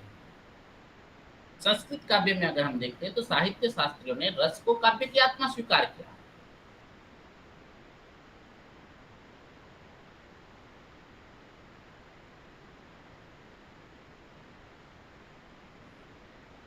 तो इस प्रकार संस्कृत भाषा का परिचय अगर हम देखते हैं तो वाक्य संरचना हिंदी की तरह संस्कृत में भी वाक्य कर्ता, कर्म, क्रिया आदि पदबंधों से मिलकर बनता है। रामः फलम खादति, राम फल खाता है या खा रहा है। संस्कृत में फल कर्म तथा द्वितीय विभक्ति है।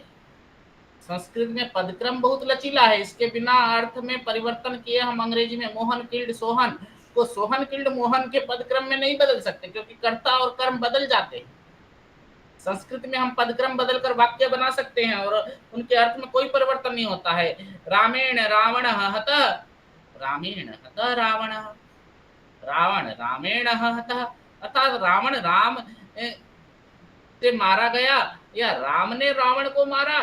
संस्कृत के इन वाक्यों में राम करता है तथा वाच्य के कारण तृतीया विभक्ति है और रावण कर्म है तथा प्रथमा विभक्ति है। तो इसका एक प्रमुख कारण है कि संस्कृत का हर संज्ञा शब्द अपने कारकीय संबंध के साथ प्रकट है। बालकः कर्ता कारक है तो बालकम कर्म कारक है। इसी प्रकार वाक्य में कहीं भी आए अपने कारकीय संबंध प्रकट करते हैं और अर्थ की अभिव्यक्ति में कोई कठिनाई नहीं होती। तो संज्ञा शब्दों के कारकों की रचना प्राप्त करेंगे।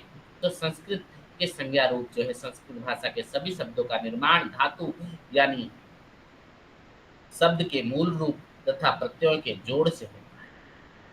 संज्ञा पदों का निर्माण सुख प्रत्यय यानी सुबंत जोड़ने से होता है और क्रियापदों का निर्माण जो है तिदंत जोड़ने से होता है। तिद प्रत्यय धातु रूप की अंतिम ध्वनि के आधार पर अलग अलग प्रत्यय जुड़ते हैं। तो संस्कृत के संज्ञा धातु कई प्रकार के हैं। इन्हें गण की संज्ञा दी जाती है, जैसे राम शब्द अकारांत है, मुनि शब्द इकारांत है। संस्कृत के 3 लिंग भी हैं। लिंग के अनुसार भी शब्द रूप अलग अलग होते हैं। जैसे पति पुल्लिंग है, इकारांत शब्द है। मति इकारांत स्त्रीलिंग है और वारी यानी पानी इकारांत नपुंसक लिंग है। इनकी रूपावलियां अलग अलग है। जैसे संस्कृत में पद और कारक संज्ञा पद कारक संस्कृत में संज्ञा पद 3 वचन में प्रयुक्त होते हैं। एक वचन में जैसे बालकः एक लड़का, द्विवचन बालको 2 लड़के, बहुवचन बालकाः यानी कई लड़के, 3 से अधिक। तो हर वचन के 8 कारक हैं। यहाँ हम राम शब्द के 3 वचनों को 8 कारकों के रूप में देखेंगे और मूल राम जो हम देखते हैं, राम को राम न मानकर हम उन्हें कारक चिन्हों में भी देख सकते हैं, जिन्हें हम विभक्ति कहते हैं। राम शब्द जैसे प्रथमा विभक्ति रामः एक वचन, द्वितीय विभक्ति रामम, तृतीय विभक्ति रामेण, चतुर्थी विभक्ति रामाय, पंचमी विभक्ति रामा, षष्ठी विभक्ति रामस्य, सप्तमी विभक्ति रामे, अष्टमी विभक्ति हे रामः। तो अह अम एन आय आत अश्य ए अ औ आ अम ओ अन इस तरह से। तो र के कारण न का न बनता है, स का श बनता है। इस तरह संज्ञा शब्द के 3 वचनों 8 करकों में कुल 24 रूप बनते हैं। हाँ, लता के बताए गए यहाँ पर पुस्तक में आप देख लीजिएगा। संस्कृत के क्रिया रूप को हम देखते हैं। श्लिष्टता के लक्षण संस्कृत में सबसे अधिक क्रिया में प्रकट होते हैं। हिंदी जैसी आधुनिक भाषाएं जो है क्रिया रचना की दृष्टि से अश्लिष्ट कही जा सकती है, क्योंकि यहाँ क्रिया रचना बहुत आसान है। उदाहरण के लिए हिंदी में क्रिया के मूल रूप धातु में काल के लिंग वचन के रूप में जोड़ने पर क्रिया की निष्पत्ति हो जाती है। तो हिंदी में काल के रूप भी सीमित है। प्रमुख काल है नित्य वर्तमान काल जो है करता है, सामान्य वर्तमान कर रहा है, भविष्य जो है करेगा, सामान्य भूत जो है किया। इसके साथ कुछ काल वृत्ति सूचक रूप है, जैसे करता था, करता हो, करता होगा, करता होता आदि। तो हिंदी की तुलना में संस्कृत की क्रिया रचना अधिक जटिल है। संस्कृत में हर क्रिया के हर काल के 3 पुरुषों और 3 वचनों में 9 रूप बनते हैं। जैसे सह बालः पठति, लड़का पढ़ता है का उदाहरण लें, इसके 9 रूप इस तरह बने। पठति, पठति, पठामि। तो काल वृत्ति और प्रयोग, सह पठति यानी वो पढ़ता है, सामान्य वर्तमान की क्रिया है। अगर इसी को हम भूतकाल में कहना चाहें तो रूप बनेंगे अपठत, अपठताम, अपठत। तो हर काल या वृत्ति में इन 9 रूपों को लकार कहा जाता है। हाँ, वर्तमान काल लट लकार है और भविष्यत काल लट लकार है, लट लुट लकार है। सामान्य भूतकाल जो है लंग लकार है। लोट लकार अज्ञात है, इस तरह हर क्रिया के 10 लकार हैं और सामान्य धातु जो है प्रेरणार्थक, इच्छार्थक, अतिशयता एवं पुनरुक्ति के 5 प्रयोग हैं। तो इस तरह 9 पुरुष वचन रूप जो है 15 काल, आदि रूप जो है 3 वाक्यों और 2 पदों के संयोजन से संस्कृत के हर क्रिया धातु के लगभग 540 रूप बनते हैं। 540 रूप, सोचिए कितना जो है उत्कृष्ट साहित्य है, व्याकरण इसका कितना जो है गंभीर है। अब हम पाली को देखते हैं, पाली भाषा कैसी है, नामकरण और क्षेत्रपाली भाषा है। पाली के विकास के अध्ययन की सामग्री पाली साहित्य तथा अशोक के अभिलेखों से हमें प्राप्त होता है। पाली में जो है बौद्ध धर्म के थेरवाद अथवा हीनयान संप्रदाय के धार्मिक साहित्य की रचना हुई। वास्तव में पाली शब्द किसी भाषा का द्योतक नहीं है। पाली का अर्थ है मूल पाठ अथवा बुद्ध वचन। पाली के स्वरूप पर विचार करने से पूर्व ये जानना आवश्यक है कि पाली भाषा भारत के किसी प्रदेश की भाषा रही हो, या यह भाषा भारत के किस प्रदेश की भाषा का आधार थी।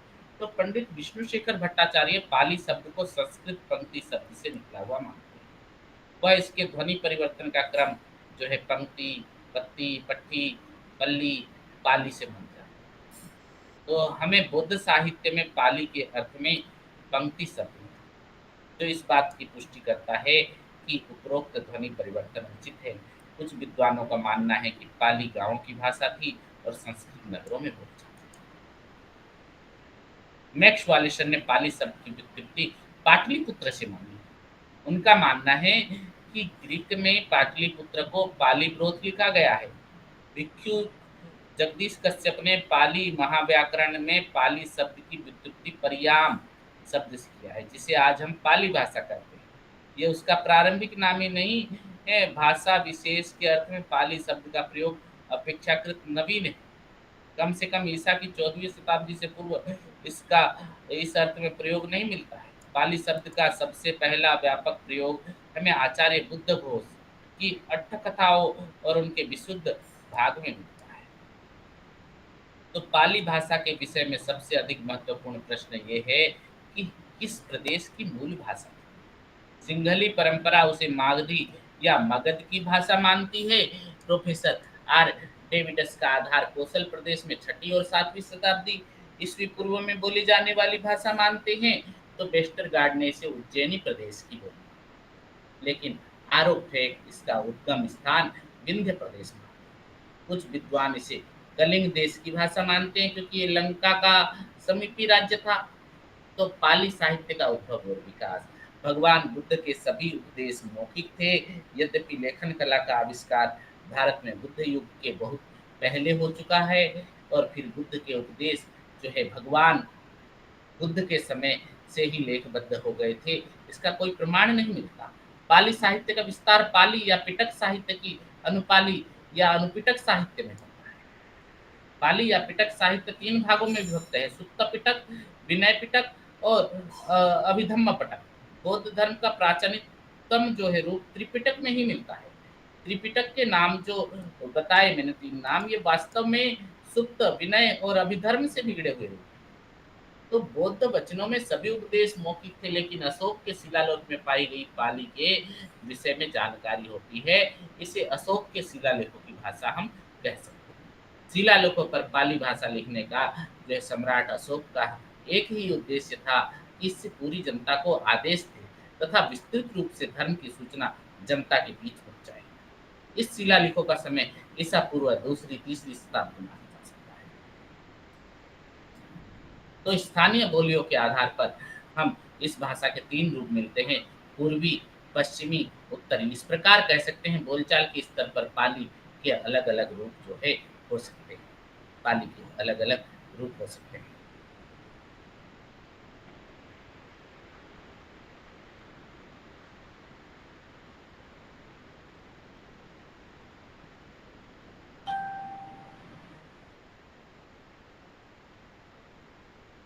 तो पाली की कृतियों में मिलिंदपन्ह के बाद आचार्य बुद्धदत्त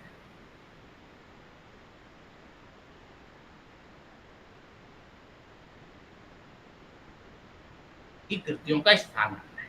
इनमें अभिधर्म पिटक और अट्ठ कथाओं का संक्षेप अभिधम अवतार और विनय पिटक की 8 कथाओं का संक्षेप विनय विनिच्छम में किया गया है। तो इस तरह से हम देखते हैं कि आचार्य बुद्धदत्त के ही समय में अनुपिटक साहित्य के एक महान व्याख्याकार जो है बुद्धघोष। बुद्धघोष ने सिंगली में अनुदित जो है 8 कथाओं का अनुवाद मागधी में किया और व्याख्या ग्रंथ का नाम विशुद्धिमता रखा। उन्होंने समंत पता प्रसादिका करवा वितरणी के अतिरिक्त प्रथम 4 निकायों पर भी 8 कथाएं लिखी, जिनमें से दीर्घ निकाय का सुमंगल विलासिनी, मध्यम निकाय पर पंचशुद्धनी, संयुक्त निकाय पर सारतत्वकाशिनी और अंगतूर निकाय पर मनोरथ मुरणी प्रसिद्ध है। तो इस तरह से अगर हम पाली काव्य की ओर देखते हैं तो पाली साहित्य के क्षेत्र में काव्यों की रचना बहुत कम हुई। मानव जीवन की व्यापक एवं गहन अनुभूतियों का पहला दर्शन हमें त्रिपिटक में देखा। त्रिपिटक में जो संकलित भगवान तथागत ऊंचे विचारों का विश्लेषण किया गया है। यद्यपि उसमें काव्य संबंधी सभी गुण पाए गए हैं, लेकिन हम इसे काव्य न कहकर काव्य के उपजीवी पाली काव्यों को जन्मदाता कह सकते हैं। विषय की दृष्टि से पाली में 2 प्रकार के काव्यों की रचना हुई, वर्णनात्मक और आख्यानात्मक। तो इस तरह से अगर हम देखते हैं त्रिपिटक बौद्ध धर्म का अनुश्रुति ग्रंथ है। 300 ईसा पूर्व से मगध में इन्हें संकलित किया गया। पवित्र बौद्ध ग्रंथ इतनी अधिक भाषाओं में मिलते हैं, कोई एक व्यक्ति ये नहीं कह सकता कि वह उन सभी ग्रंथों से परिचित है। ये भाषाएं पाली, संस्कृत, चीनी, तिब्बती, जापानी, अपभ्रंश और अन्य अनेक मध्य एशियाई भाषा। तो भाषा का परिचय लगभग 5वीं शताब्दी ईस्वी तक पाली भाषा में किसी भी प्रकार के व्याकरण ग्रंथ की रचना नहीं हुई। लगभग बुद्धघोष ने जितनी भी निष्पत्तियों का प्रयोग दिया है, उनका आधार पाणिनि व्याकरण ही था। प्रोफेसर बलदेव उपाध्याय ने पाली में उपलब्ध व्याकरण को 3 शाखाओं में विभक्त किया गया है: कच्चायन व्याकरण, मुग्गायलन व्याकरण, अंग व संस्कृत सदनीति। तो पाली के ध्वनि समूह का परिचय अगर हम देखें तो कच्चायन के अनुसार पाली में 41 ध्वनियां थी, लेकिन मोगालयन में 43 ध्वनियां मानते हैं। लेकिन कहा जाता है कि पाली में कुल 47 ध्वनियां हैं। स्वरध्वनि और घोषीकरण, इस तरह से जो है ध्वनियों का वर्गीकरण किया। प्राकृत को देखते हैं, प्राकृत कैसा है। प्राकृत भाषा की ओर जाते हैं। नामकरण और क्षेत्र। भारतीय आर्य भाषाओं के इतिहास को देखने से पता चलता है कि समस्त आर्य भाषाओं का विकास का मूल जो है संस्कृत। संस्कृत भारत की सबसे प्राचीन और वरण्य भाषा है, जिसका मानक रूप हमें वेद में, पुराण में, ग्रंथों में देखने को मिलता है। तो संस्कृत कभी जनभाषा के रूप में प्रचलित थी, लेकिन धीरे धीरे बौद्धों के प्रयास से संस्कृत का एक अन्य भाषा रूप आया, जो पाली भाषा के रूप में विकसित हुआ तथा उसमें बुद्ध साहित्य की रचना हुई। इसी क्रम में भाषा परिवर्तन के साथ प्राकृत भाषा का जन्म हुआ, जिसमें जैन साहित्य लिखा गया। प्राकृत शब्द जो है प्रकृत तारागतम व्युत्पत्ति के अनुसार प्रकृति से आने वाली भाषा है। प्रकृति का अर्थ जो है स्वभाव, अशिक्षित जनता, अनपढ़ जीवन यापन करने वाला वह मानव समूह है जो व्याकरणिक भाषा ज्ञान के अभाव में अपनी बात दूसरों तक पहुंचाता है। तो प्राकृतिक भाषा लौकिक संस्कृत से उत्पन्न नहीं हुई है, क्योंकि प्राकृत के अनेक शब्द और प्रत्ययों का मेल जो है वैदिक भाषा के साथ अधिक दिखता है। वैदिक साहित्य में प्राकृत के अनुरूप अनेक शब्द और प्रत्ययों को प्रयोग पाए जाते हैं। जैसे प्राकृत के अनेक जगह संस्कृत ऋकार के स्थान पर उकार पाया जाता है। रीति जैसे उदु, वृंद यानी बूंद। इस अर्थ में विद्वान संस्कृत के आधुनिक भाषा के बीच के सभी रूपों को प्राकृत माना है और तीनों कालों में इसका विभाजन किया है: पूर्वकालीन प्राकृत, मध्यकालीन प्राकृत और उत्तरकालीन प्राकृत। तो इस प्रकार 500 ईसा पूर्व से लेकर 11वीं सदी के समय तक की कालक्रम की दृष्टि भले ही उन पर पूर्वापर संबंध रहा हो, किंतु उसमें कहीं न कहीं आपसी संबंध अवश्य है। तो साहित्य का परिचय अगर हम देखते हैं, जिस प्रकार प्राचीन भारतीय आर्य भाषा को साधारणतः संस्कृत भाषा कहा गया है, उसी प्रकार मध्य भारतीय आर्य भाषा के लिए प्राकृत शब्द का व्यवहार किया गया है। तो प्राकृत व्याकरणों ने जिस भाषा का विवेचन किया है वो लोक भाषा पर आधारित अवश्य थी, परंतु वो संस्कृत के आदर्श पर चलकर आगे केवल साहित्यिक रचनाओं की भाषा रह गई थी। इस प्रकार प्राकृतों का प्रयोग जो है संस्कृत नाटककार 13वीं शताब्दी तक करते रहे हैं। तो भाषा का परिचय अगर हम देखते हैं तो प्राकृत के 5 रूप जो हमने देखे, इनकी अलग अलग व्याकरणिक विशेषताएं। पाली और प्राकृत में भेद क्या है? पाली भाषा की तुलना में प्राकृत में संज्ञा शब्दों के रूप कम हो गए। पाली में 16 रूपों की तुलना में प्राकृत में 12 रूप रह गए। पाली में ही द्विवचन के 8 रूप समाप्त हो गए और पाली भाषा में क्रिया कुल रूपों की संख्या 240 है, जबकि प्राकृत भाषा में इन रूपों की संख्या केवल घटकर 72 ही रह गई। तो प्राकृत का विकास जो है 1 से 500 ईस्वी पाली के बाद का है। हम कह सकते हैं कि पाली प्राकृत की प्रथम अवस्था का नाम है।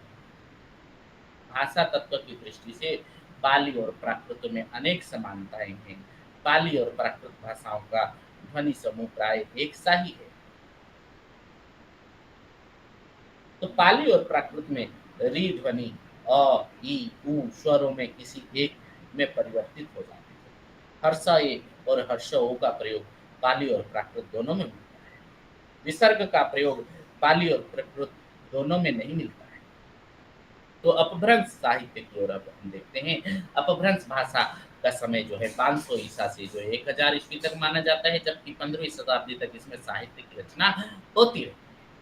प्राय विद्वान जो है अपभ्रंश का अर्थ जो है अपभ्रष्ट या बिगड़ी हुई भाषा मानते हैं। इसके अनेक नाम पाए जाते हैं। अवभंश, अवहंस, अबहट, अबहट आदि इस काल में बोलचाल की भाषा माना जाता था। कवि विद्यापति ने इस भाषा की विशेषता बताते हुए कहा कि देसिल वचना सब जन मीठा, ते ते सन जम्मू अवहटा। अर्थात देश की भाषा सभी लोगों को मीठी लगती है, इसीलिए इसे अवहट्ट भाषा कहा जाता है। इसके अतिरिक्त इसे देसी भाषा, आभिरोक्ति, आभिरी आदि नामों से संबोधित किया जाता है। अपभ्रंश भाषा का समय 500 ईस्वी से 1000 ईस्वी तक माना जाता है, जबकि 15वीं शताब्दी तक इसमें साहित्य रचना होती है। अपभ्रंश शब्द का प्राचीनतम प्रमाणिक प्रयोग जो है पतंजलि के जो है 150 ईस्वी के पूर्व लगभग महाभाष्य में मिलता है। भर्तहरि के 5वीं सदी के जो है वाक्य द्वितीय जो है ज्ञात होता है। तो हम देखते हैं कि मोटे तौर पर इसकी समय सीमा अगर देखें तो 500 ईस्वी से 1000 ईस्वी तक माना जाता है अपभ्रंश साहित्य। लोगों ने इसका काल 600 ईस्वी से 11 ईस्वी तक भी माना है कई लोगों ने। कुछ लोगों ने इसका समय 7वीं सदी से 13वीं सदी माना है। डॉक्टर सुकुमार सेन ने अपनी पुस्तक a comparative grammar of middle Indo Aryan में ये कहा कि अपभ्रंश का काल 1 ईस्वी से 600 ईस्वी तक माना है और अपभ्रंश के प्रयोग का सबसे प्राचीन उदाहरण भरत के नाट्यशास्त्र में मिलते हैं। भरत के अभिरोक्ति को उकार बहुला बताया है और उसका उदाहरण इस प्रकार जो है मोरुंड नचउंत पहली और दूसरी सदी के निकट कोई अपभ्रंश रचना हमें नहीं मिलती। तो उपयुक्त सभी तिथियों को ध्यान में रखते हुए अपभ्रंश का जन्म 500 ईस्वी के आसपास माना जाता है। अपभ्रंश के अंतिम समय को हम 1000 ईस्वी के आसपास मान सकते हैं। हम सभी जानते हैं कि भाषा जन्म से ही साहित्य की भाषा नहीं बन जाती, उसको साहित्य की भाषा बनने में सैकड़ों साल लग जाते हैं। इसलिए ये कहना उचित नहीं है कि अपभ्रंश अपने आरंभ से ही साहित्य की भाषा रही होगी। उसको विकसित होने में काफी समय लगा होगा, इसलिए उसका समय 500 ईस्वी के आसपास मानना उचित होगा। इस प्रकार हम अपभ्रंश का समय 500 ईस्वी से 1000 ईस्वी या 600 से 12वीं ईस्वी तक। तो इसके क्षेत्र में अगर हम देखे हैं तो इसका बहुल क्षेत्र जो है प्रयोग सिंधु सोवी इन क्षेत्रों के आश्रित देशों के लिए माना गया है।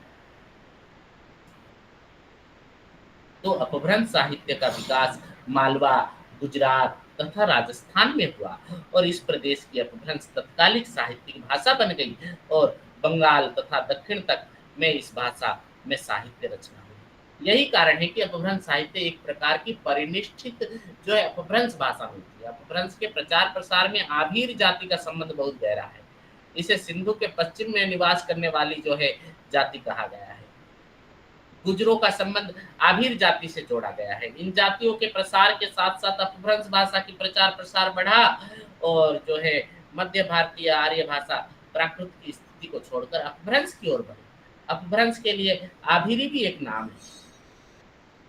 तो अपभ्रंश और हिंदी साहित्य का संबंध जैसे सिद्धों की कृति मागधी अपभ्रंश तथा जैन कवियों की रचनाएं नागर अपभ्रंश के अंतर्गत विभाजित की जा सकती है।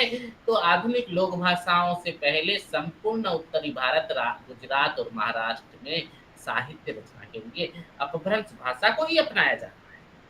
हिंदी का संत काव्य अपभ्रंश कालीन सिद्ध और नाथपंथी साहित्यकारों की विचारधारा का परवर्ती विकसित रूप है। रास, रासक और रासो अपभ्रंश और गुर्जर हिंदी के लोकप्रिय काव्य हैं। रास परंपरा की 18 और रासो और रासक परंपरा की 24 काव्य कृतियां इस समय उपलब्ध है।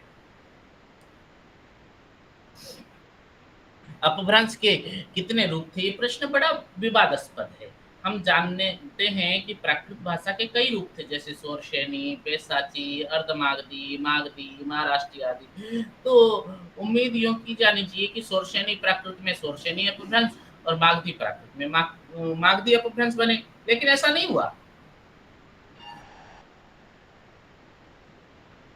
तो सोरशेनी प्राकृत अगर हम देखें तो विकसित अपभ्रंश उत्तर में पहाड़ी बोलियों के क्षेत्र में पश्चिमी उत्तर प्रदेश, मध्य प्रदेश के पश्चिमी भाग, पूर्वी पंजाब, राजस्थान और गुजरात में बोले जाते हैं।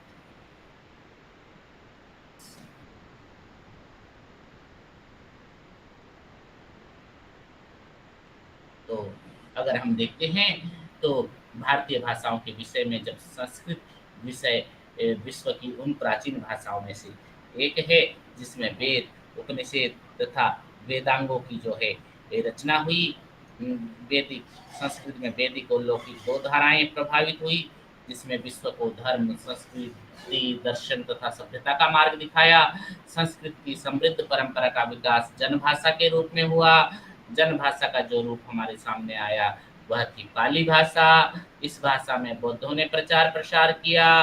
बौद्धों का प्रचार प्रसार जो है होने के बाद पाली भाषा में आए हुए स्वरों में बलाघात पाया गया, जबकि व्यंजनों में वैदिक व्यंजन ध्वनियों के करीब है। संस्कृत का जनभाषा के रूप में विकास के साथ साथ बौद्धों के आगमन से पाली भाषा का जन्म हुआ और पाली भाषा के बाद जो है लोक व्यवहार की भाषा से थोड़ी अलग हो गई, जब सामान्य की एक अलग भाषा प्रयोग आई और इस भाषा को हम प्राकृत भाषा के नाम से जाने गए, जिसमें जैन साहित्य की रचना हुई प्राकृत भाषा में।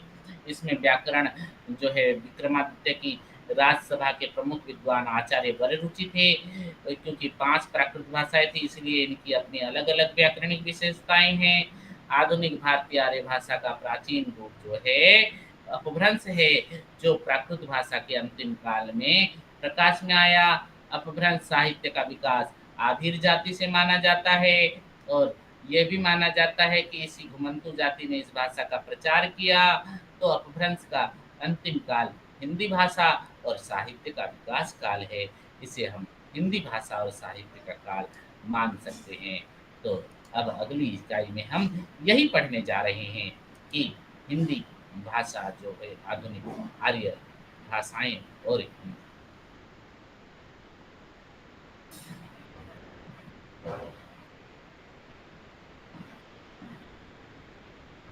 अपभ्रंश काल की समाप्ति के बाद और आधुनिक भारतीय आर्य भाषाओं के बीच का काल भारतीय आर्य भाषा के विकास के क्रम में बहुत अस्पष्ट काल है। कथ्य भाषा के रूप में अपभ्रंश कब तक बनी रही और कब आधुनिक आर्य भाषाएं अपनी विभिन्न विशेषताओं से पूर्ण होकर अस्तित्व में आई, इसका प्रमाण नहीं मिलता है। कथ्य भाषा के रूप में अपभ्रंश की स्थिति न होने पर भी बहुत समय तक अपभ्रंश में साहित्य की रचना होती रही और आधुनिक भारतीय आर्य भाषाओं की प्राचीन रचनाओं में भी अपभ्रंश के विविध रूपों का व्यवहार है। आधुनिक भारतीय आर्य भाषाओं में ईसा की 16वीं शताब्दी में साहित्यिक रचनाएं मिलने लगी। उस समय की रचनाओं में भाषा का जो रूप मिलता है उसमें अपभ्रंश की विशेषताएं नहीं मिलती, बल्कि आधुनिक आर्य भाषा की विशेषताएं मिलने लगती। इस दृष्टि से यदि हम विचार करें तो हम पाते हैं कि आधुनिक भारतीय आर्य भाषाओं का स्वरूप प्राप्त करने का समय इस रचनाओं से 1 शताब्दी पूर्व माना जा सकता है। भाषा सर्वे के अनुसार अगर मुख्य आधुनिक आर्य भाषाओं का परिचय अगर हम देखें तो सबसे पहले सिंधी भाषा के बारे में देखते हैं। सिंधी जो है सिंध प्रांत में सिंधु नदी के किनारों पर जो है सिंधी भाषा बोली जाती है और इस भाषा को बोलने वाले मुस्लिम लोगों की संख्या सर्वाधिक है। इसलिए इसमें फारसी शब्दों का प्रयोग अधिक पाया जाता है। सिंधी भाषा की लिपि जो है फारसी लिपि का एक विकृत रूप है। यह कभी-कभी गुरुमुखी में भी लिखी जाती है। तो सिंधी भाषा की 5 मुख्य बोलियाँ हैं जिसमें बिचौली, ब्राचट, कच्छी प्रमुख है और इस भाषा की जो है साहित्य रचना भी बहुत कम है। इसके बाद लहंदा, इसे पश्चिमी पंजाब की भाषा कहा जाता है जो इस समय पाकिस्तान में है। लहंदा और पंजाबी आपस में इतनी सन्निकट है कि दोनों में भेद करना काफ़ी कठिन कार्य है। लहंदा पर दर्द और पिशाच भाषाओं का प्रभाव बहुत अधिक है। इसी प्रदेश में केके देश पड़ता है जहाँ पेशाची प्राकृत और केके अपभ्रंश बोले जाते हैं। लहंदा के अन्य नाम जैसे पंजाबी, जटकी, उच्चा तथा हिंदकी आदि है। ये पंजाबी से बहुत भिन्न है और इनकी लिपि जो है लंडा है, लेकिन आजकल ये फारसी लिपि में लिखी जाती है। कश्मीर में प्रचलित शारदा लिपि की उपशाखा मानी जाती है। कश्मीरी अगर हम देखते हैं तो प्राचीन काल से ही कश्मीरी पर जो है संस्कृत का अत्यधिक प्रभाव था क्योंकि कश्मीर के सारस्वत ब्राह्मणों ने संस्कृत को अध्ययन अध्यापन की भाषा बनाया। इसके इतिहास को देखने से प्रतीत होता है कि 1000 ईस्वी के पहले ही कश्मीर में साहित्य रचना होने लगी, लेकिन प्राचीन कश्मीरी साहित्य का अधिकांश अंश विलुप्त हो गया। कश्मीरी भाषा के प्रसिद्ध साहित्य भक्त कवि जो है लल्लद हैं, जिनका समय 14वीं शताब्दी तक माना जाता है। पहले कश्मीर में ब्राह्मी लिपि से उत्पन्न शारदा लिपि प्रचलित थी, किंतु आज वहाँ फारसी लिपि का प्रचार है। संविधान की अष्टम सूची की 18 स्वीकृत भाषाओं में कश्मीरी का स्थान मिला है। पंजाबी अगर हम देखते हैं तो पंजाबी भाषा का हिंदी में पश्चिम उत्तर भाग में है और ये पाकिस्तान के पश्चिमी पंजाब की पूर्व भाग तथा पूर्वी पंजाब के पश्चिमी भाग में बोली जाती है। पूर्वी पंजाब के पूर्व भाग में हिंदी का विस्तृत क्षेत्र है और जो है हम देखते हैं पंजाबी पर दर्द अथवा पिशाच भाषाओं का कुछ प्रभाव है। पंजाबी का शुद्ध रूप अगर अमृतसर के आसपास बोला जाता है और इसकी उत्पत्ति टक अपभ्रंश से हुई, किंतु इस पर शोरसेनी का पर्याप्त प्रभाव है। पूर्वी पंजाबी की कई उपभाषाएं हैं जिनमें डोगरी प्रसिद्ध है तथा जम्मू तथा कांगड़ा में बोली जाती है। पंजाबी की अपनी लिपि लंडा है और सिखों के गुरु जो है अंगद देव ने देवनागरी की सहायता से इस लिपि में सुधार किया, जिसके कारण लंडा का नया रूप जो है गुरुमुखी कहलाया। पंजाबी में 16वीं सदी में रचित सिख गुरु के पद मिलते हैं। इधर पंजाब सरकार ने गुरुमुखी तथा नागरी हिंदी को प्रदेश की भाषा स्वीकार किया है और इस भाषा में साहित्य नया है। सिखों के गुरु ग्रंथ साहिब की भाषा प्राय मध्यकालीन हिंदी है और यद्यपि वह गुरुमुखी अक्षरों में लिखी जाती है। गुजराती भाषा गुजरात, बड़ौदा तथा निकटवर्ती अन्य देशों में बोली जाती है। गुजराती पर गुजर जाति का अत्यधिक प्रभाव। गुजराती में बोलियों का स्पष्ट भेद अधिक नहीं है। भाषा वैज्ञानिकों के अनुसार इसकी उत्पत्ति जो है प्राचीन पश्चिमी राजस्थानी से हुई है। इसके उदाहरण हमें 12वीं और 13वीं शताब्दी से लेकर देखने को मिलते हैं। गुजराती के आदि कवि नरसिंह मेहता और प्रसिद्ध व्याकरण हेमचंद्र भी गुजराती के। राजस्थानी पंजाब के ठीक दक्षिण में राजस्थानी अथवा राजस्थान की उपभाषाओं का वर्ग है। ये मध्य प्रदेश की प्राचीन भाषा का ही पश्चिमी विकसित रूप है। इसके विकास की अंतिम सीढ़ी गुजराती है। तो राजस्थानी भाषा पर मध्य देश के शोरसेनी की पूरी छाप है और राजस्थानी वर्ग के अंतर्गत 4 उपभाषाएं आती है, मेवाती, जयपुरी, मारवाड़ी और मालवी।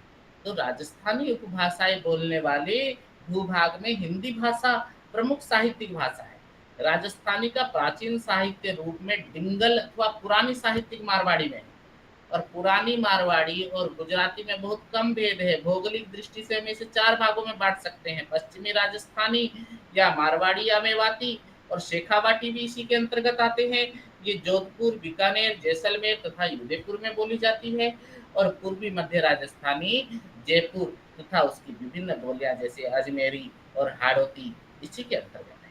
ये जयपुर, कोटा तथा बूंदी में बोली जाती है और उत्तर पूर्व राजस्थानी इसके अंतर्गत मारवाड़ी तथा अहिरबाटी बोलियां। मालवा इसका केंद्र मालवा प्रदेश का इंदौर राज्य है। अब हिंदी इसकी दो मुख्य उपभाषाएं हैं, पूर्वी हिंदी और पश्चिमी हिंदी। पूर्वी हिंदी के पश्चिम में पश्चिमी हिंदी तथा पूरब में बिहारी का क्षेत्र है।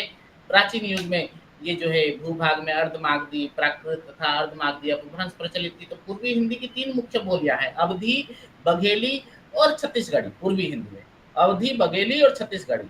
अवधी साहित्य संपन्न भाषा है। गोस्वामी तुलसीदास ने तो अपना प्रसिद्ध ग्रंथ रामचरितमानस इसी भाषा में रचना किया, और अवध के मुसलमान सूफी कवि कुतुबुन मंजन जायसी आदि ने अवधी भाषा में ही साहित्य की रचना की। और पूर्वी हिंदी की जो है उपभाषा है देवनागरी लिपि में लिखी जाती है, और इसके पश्चिम में जो है शोर शैनी प्राकृत का नया रूप जो है पश्चिमी हिंदी उपभाषाएं हैं। और पश्चिमी हिंदी यह मध्य देश की भाषा है। मेरठ और बिजनौर के निकट बोले जाने वाली पश्चिमी हिंदी जो है खड़ी बोली के रूप का ही जो है वर्तमान साहित्यिक हिंदी तथा उर्दू की उत्पत्ति हुई। बिहारी, यद्यपि बिहार के संबंध राजनीतिक, धार्मिक और सामाजिक दृष्टि से उत्तर प्रदेश से रहा है, लेकिन उत्पन्न की दृष्टि यहाँ की उपभाषाएं बंगला बंगाली की सर्वोत्तरीय है। बिहारी का क्षेत्र जो है पूर्वी हिंदी तथा बंगला के बीच में है। बिहार की उपभाषाओं में मैथिली, मगही तथा भोजपुरी की गणना की जाती है। बिहारी भाषा का नाम ग्रियर्सन ने दिया है।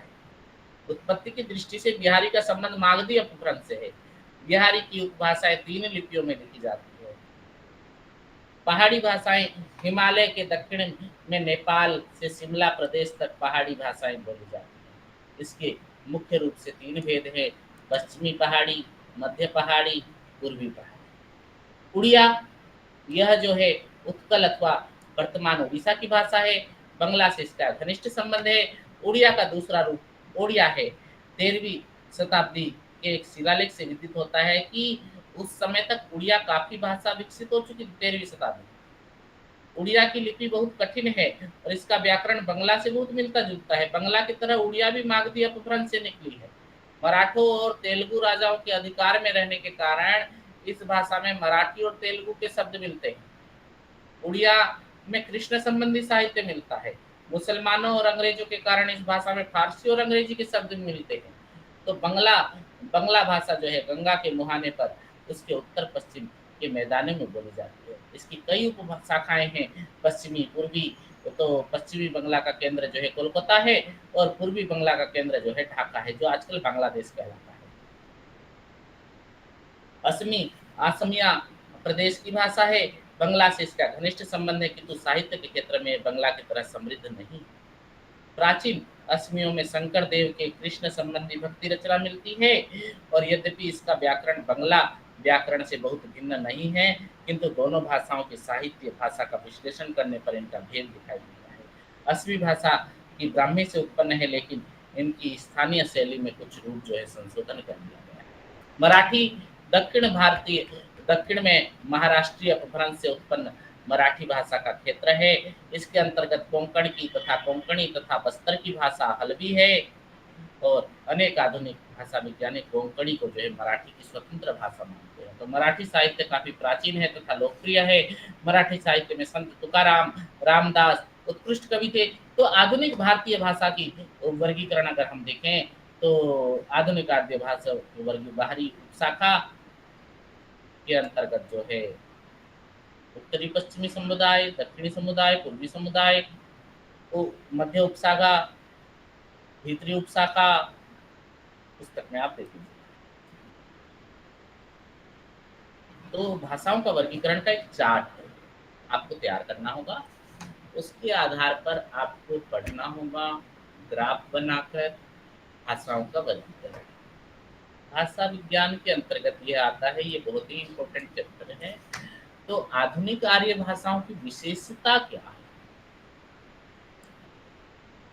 आधुनिक भारतीय भाषाओं में प्रमुखतः वही ध्वनियां हैं जो प्राकृत अपभ्रंश आदि में थी, किंतु उनमें कुछ व्यक्तिक विशेषताएं, जिन शब्दों के जो है उपधा स्वर या अंतिम स्वर को छोड़कर किसी और पर बलात्मक स्वराघात होता था, उनके अंतिम दीर्घ स्वर पर प्राय हर्ष हो जाता। आधुनिक भारतीय आर्य भाषाओं में बलात्मक स्वराघात पाया जाता है। यह वाक्य स्तर पर संगीतात्मक भी है। तो अपभ्रंश की तुलना में इसमें रूप कम हो गए हैं, जिससे भाषा सरल हो गई है। और संस्कृत में कारक के तीनों वचनों में 24 रूप बनते हैं, लेकिन प्राकृत में ये रूप घटकर 12 रह गए हैं।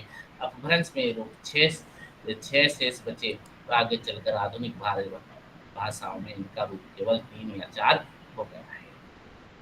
तो हिंदी भाषा क्षेत्र और बोलियों को अगर हम देखते हैं,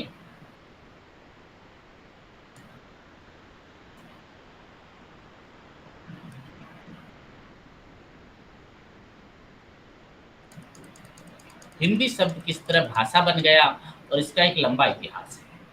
क्योंकि प्राचीन काल से ये देश भारत तथा जम्बूद्वीप के नाम से जाना जाता था, भारत को जम्बूद्वीप, और देश के लिए हिंदी और बाद में हिंदुस्तान शब्द का विकास हुआ। हिंदी की भाषा के रूप में, भाषा के अर्थ में हिंदी के अतिरिक्त हिंदुई, हिंदुस्तानी, हिंदवी, दक्षिणी हिंदुस्तानी भाषा आदि का प्रयोग किया जाता है। तो प्राचीनता की दृष्टि से हिंदी नाम जो है अत्यंत महत्वपूर्ण है।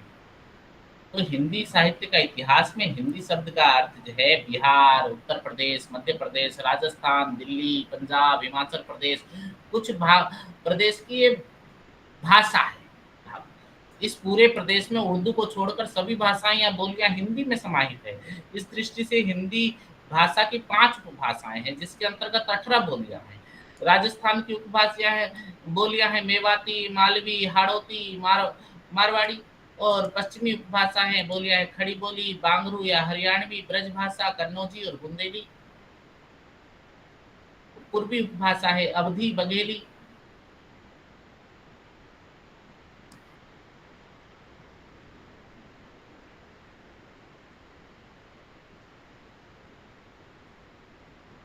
बिहारी उपभाषा है भोजपुरी, मैथिली, मगही।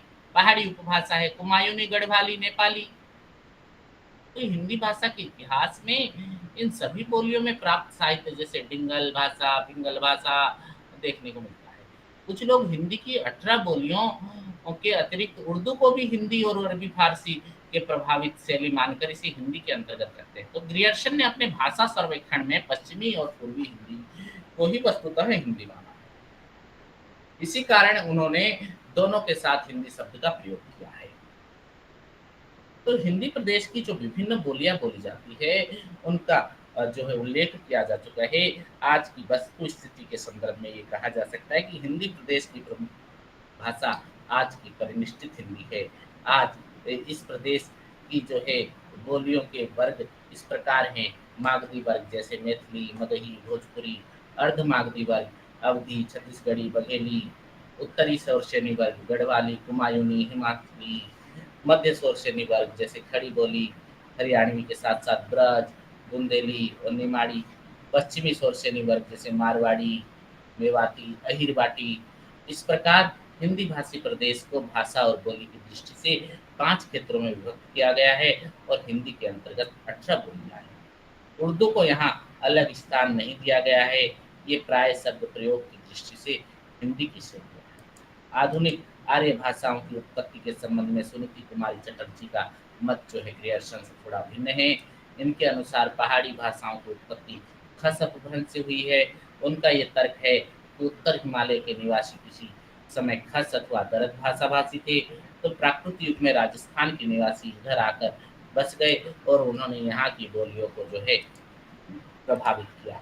इसी के फलस्वरूप पहाड़ी बोलियां अस्तित्व में आई और इसी प्रकार डॉक्टर चटर्जी ग्रियर्सन के भीतरी और बाहरी भाषा संबंधी सिद्धांत को भी नहीं मानते। तो बोलियां और भाषाओं की विशेषताएं अगर हम देखते हैं, भाषाओं और बोलियों के निरंतर प्रवाह के कारण भाषा का प्रवाह जो है संश्लिष्टावस्था से विशिष्टावस्था की ओर चला। भाषा के इस परिवर्तन का कारण वस्तुतः आर्यों के साथ अनार्यों, मुंडा, निषाद, किरात आदि का संपर्क तथा सम्मिश्रण था। सुनीति कुमार चटर्जी ने अखिल भारतीय प्राच्य विद्या परिषद के भाषण में स्पष्ट किया था कि अनुलोम प्रतिलोम विवाह द्वारा जो है प्राचीन भारत में एक तरफ विभिन्न जातियों का सम्मिश्रण हो रहा था, वहीं दूसरी तरफ आर्य और अनार्य संस्कृति का भी संगम हो रहा था। तो आधुनिक आर्य भाषाओं की उत्पत्ति के संबंध में बताया जाएगा, तो यहाँ पर विचार करते हैं कि हिंदी का निर्माण किन तत्वों से मिलकर हुआ है। तो अब तक हमने उच्चारण, व्याकरणिक संरचना आदि के संदर्भ में संस्कृति की परंपरा का उल्लेख किया है, शब्दावली में थोड़ी चर्चा की है। जैसे तद्भव, इस संबंध में कहा जा सकता है कि हिंदी की दूसरी विशेषता है तद्भव शब्दों का प्राचुर्य। प्राकृत व्याकरणों के अनुसार तद्भव के वे शब्द हैं जो संस्कृत के उन्हीं शब्दों से थोड़ा भिन्न रूप वाले होते हैं। तद्भव का शाब्दिक अर्थ है तद, उससे भव यानी उत्पन्न। फिर तत्सम शब्द, हिंदी के स्वाभाविक रूप से तत्सम शब्दों की संख्या कम है। तत्सम से तात्पर्य है तत् प्लस सम यानी उसके समान। यहाँ पर जो है अगर हम देखते हैं वस्तुतः तत्सम आधुनिक आर्य भाषाओं में बंगला में तत्सम शब्दों की संख्या सबसे अधिक है। अर्ध तत्सम, तत्सम शब्दों के साथ साथ प्राय सभी जो है नव्य आर्य भाषाओं के अर्ध तत्सम शब्दों का प्रयोग भी होता है। विदेशी शब्द, देशी शब्द, संस्कृत तथा प्राकृत के अनेक ऐसे शब्द हैं जिनकी व्युत्पत्ति संस्कृत धातुओं तथा प्रत्ययों से नहीं दी जा सकती। विदेशी शब्द वैदिक युग से लेकर आज तक निरंतर हमारी भाषा में नए भाव तथा विचारों को प्रकट करने के लिए विदेशी शब्द समाविष्ट होते हैं।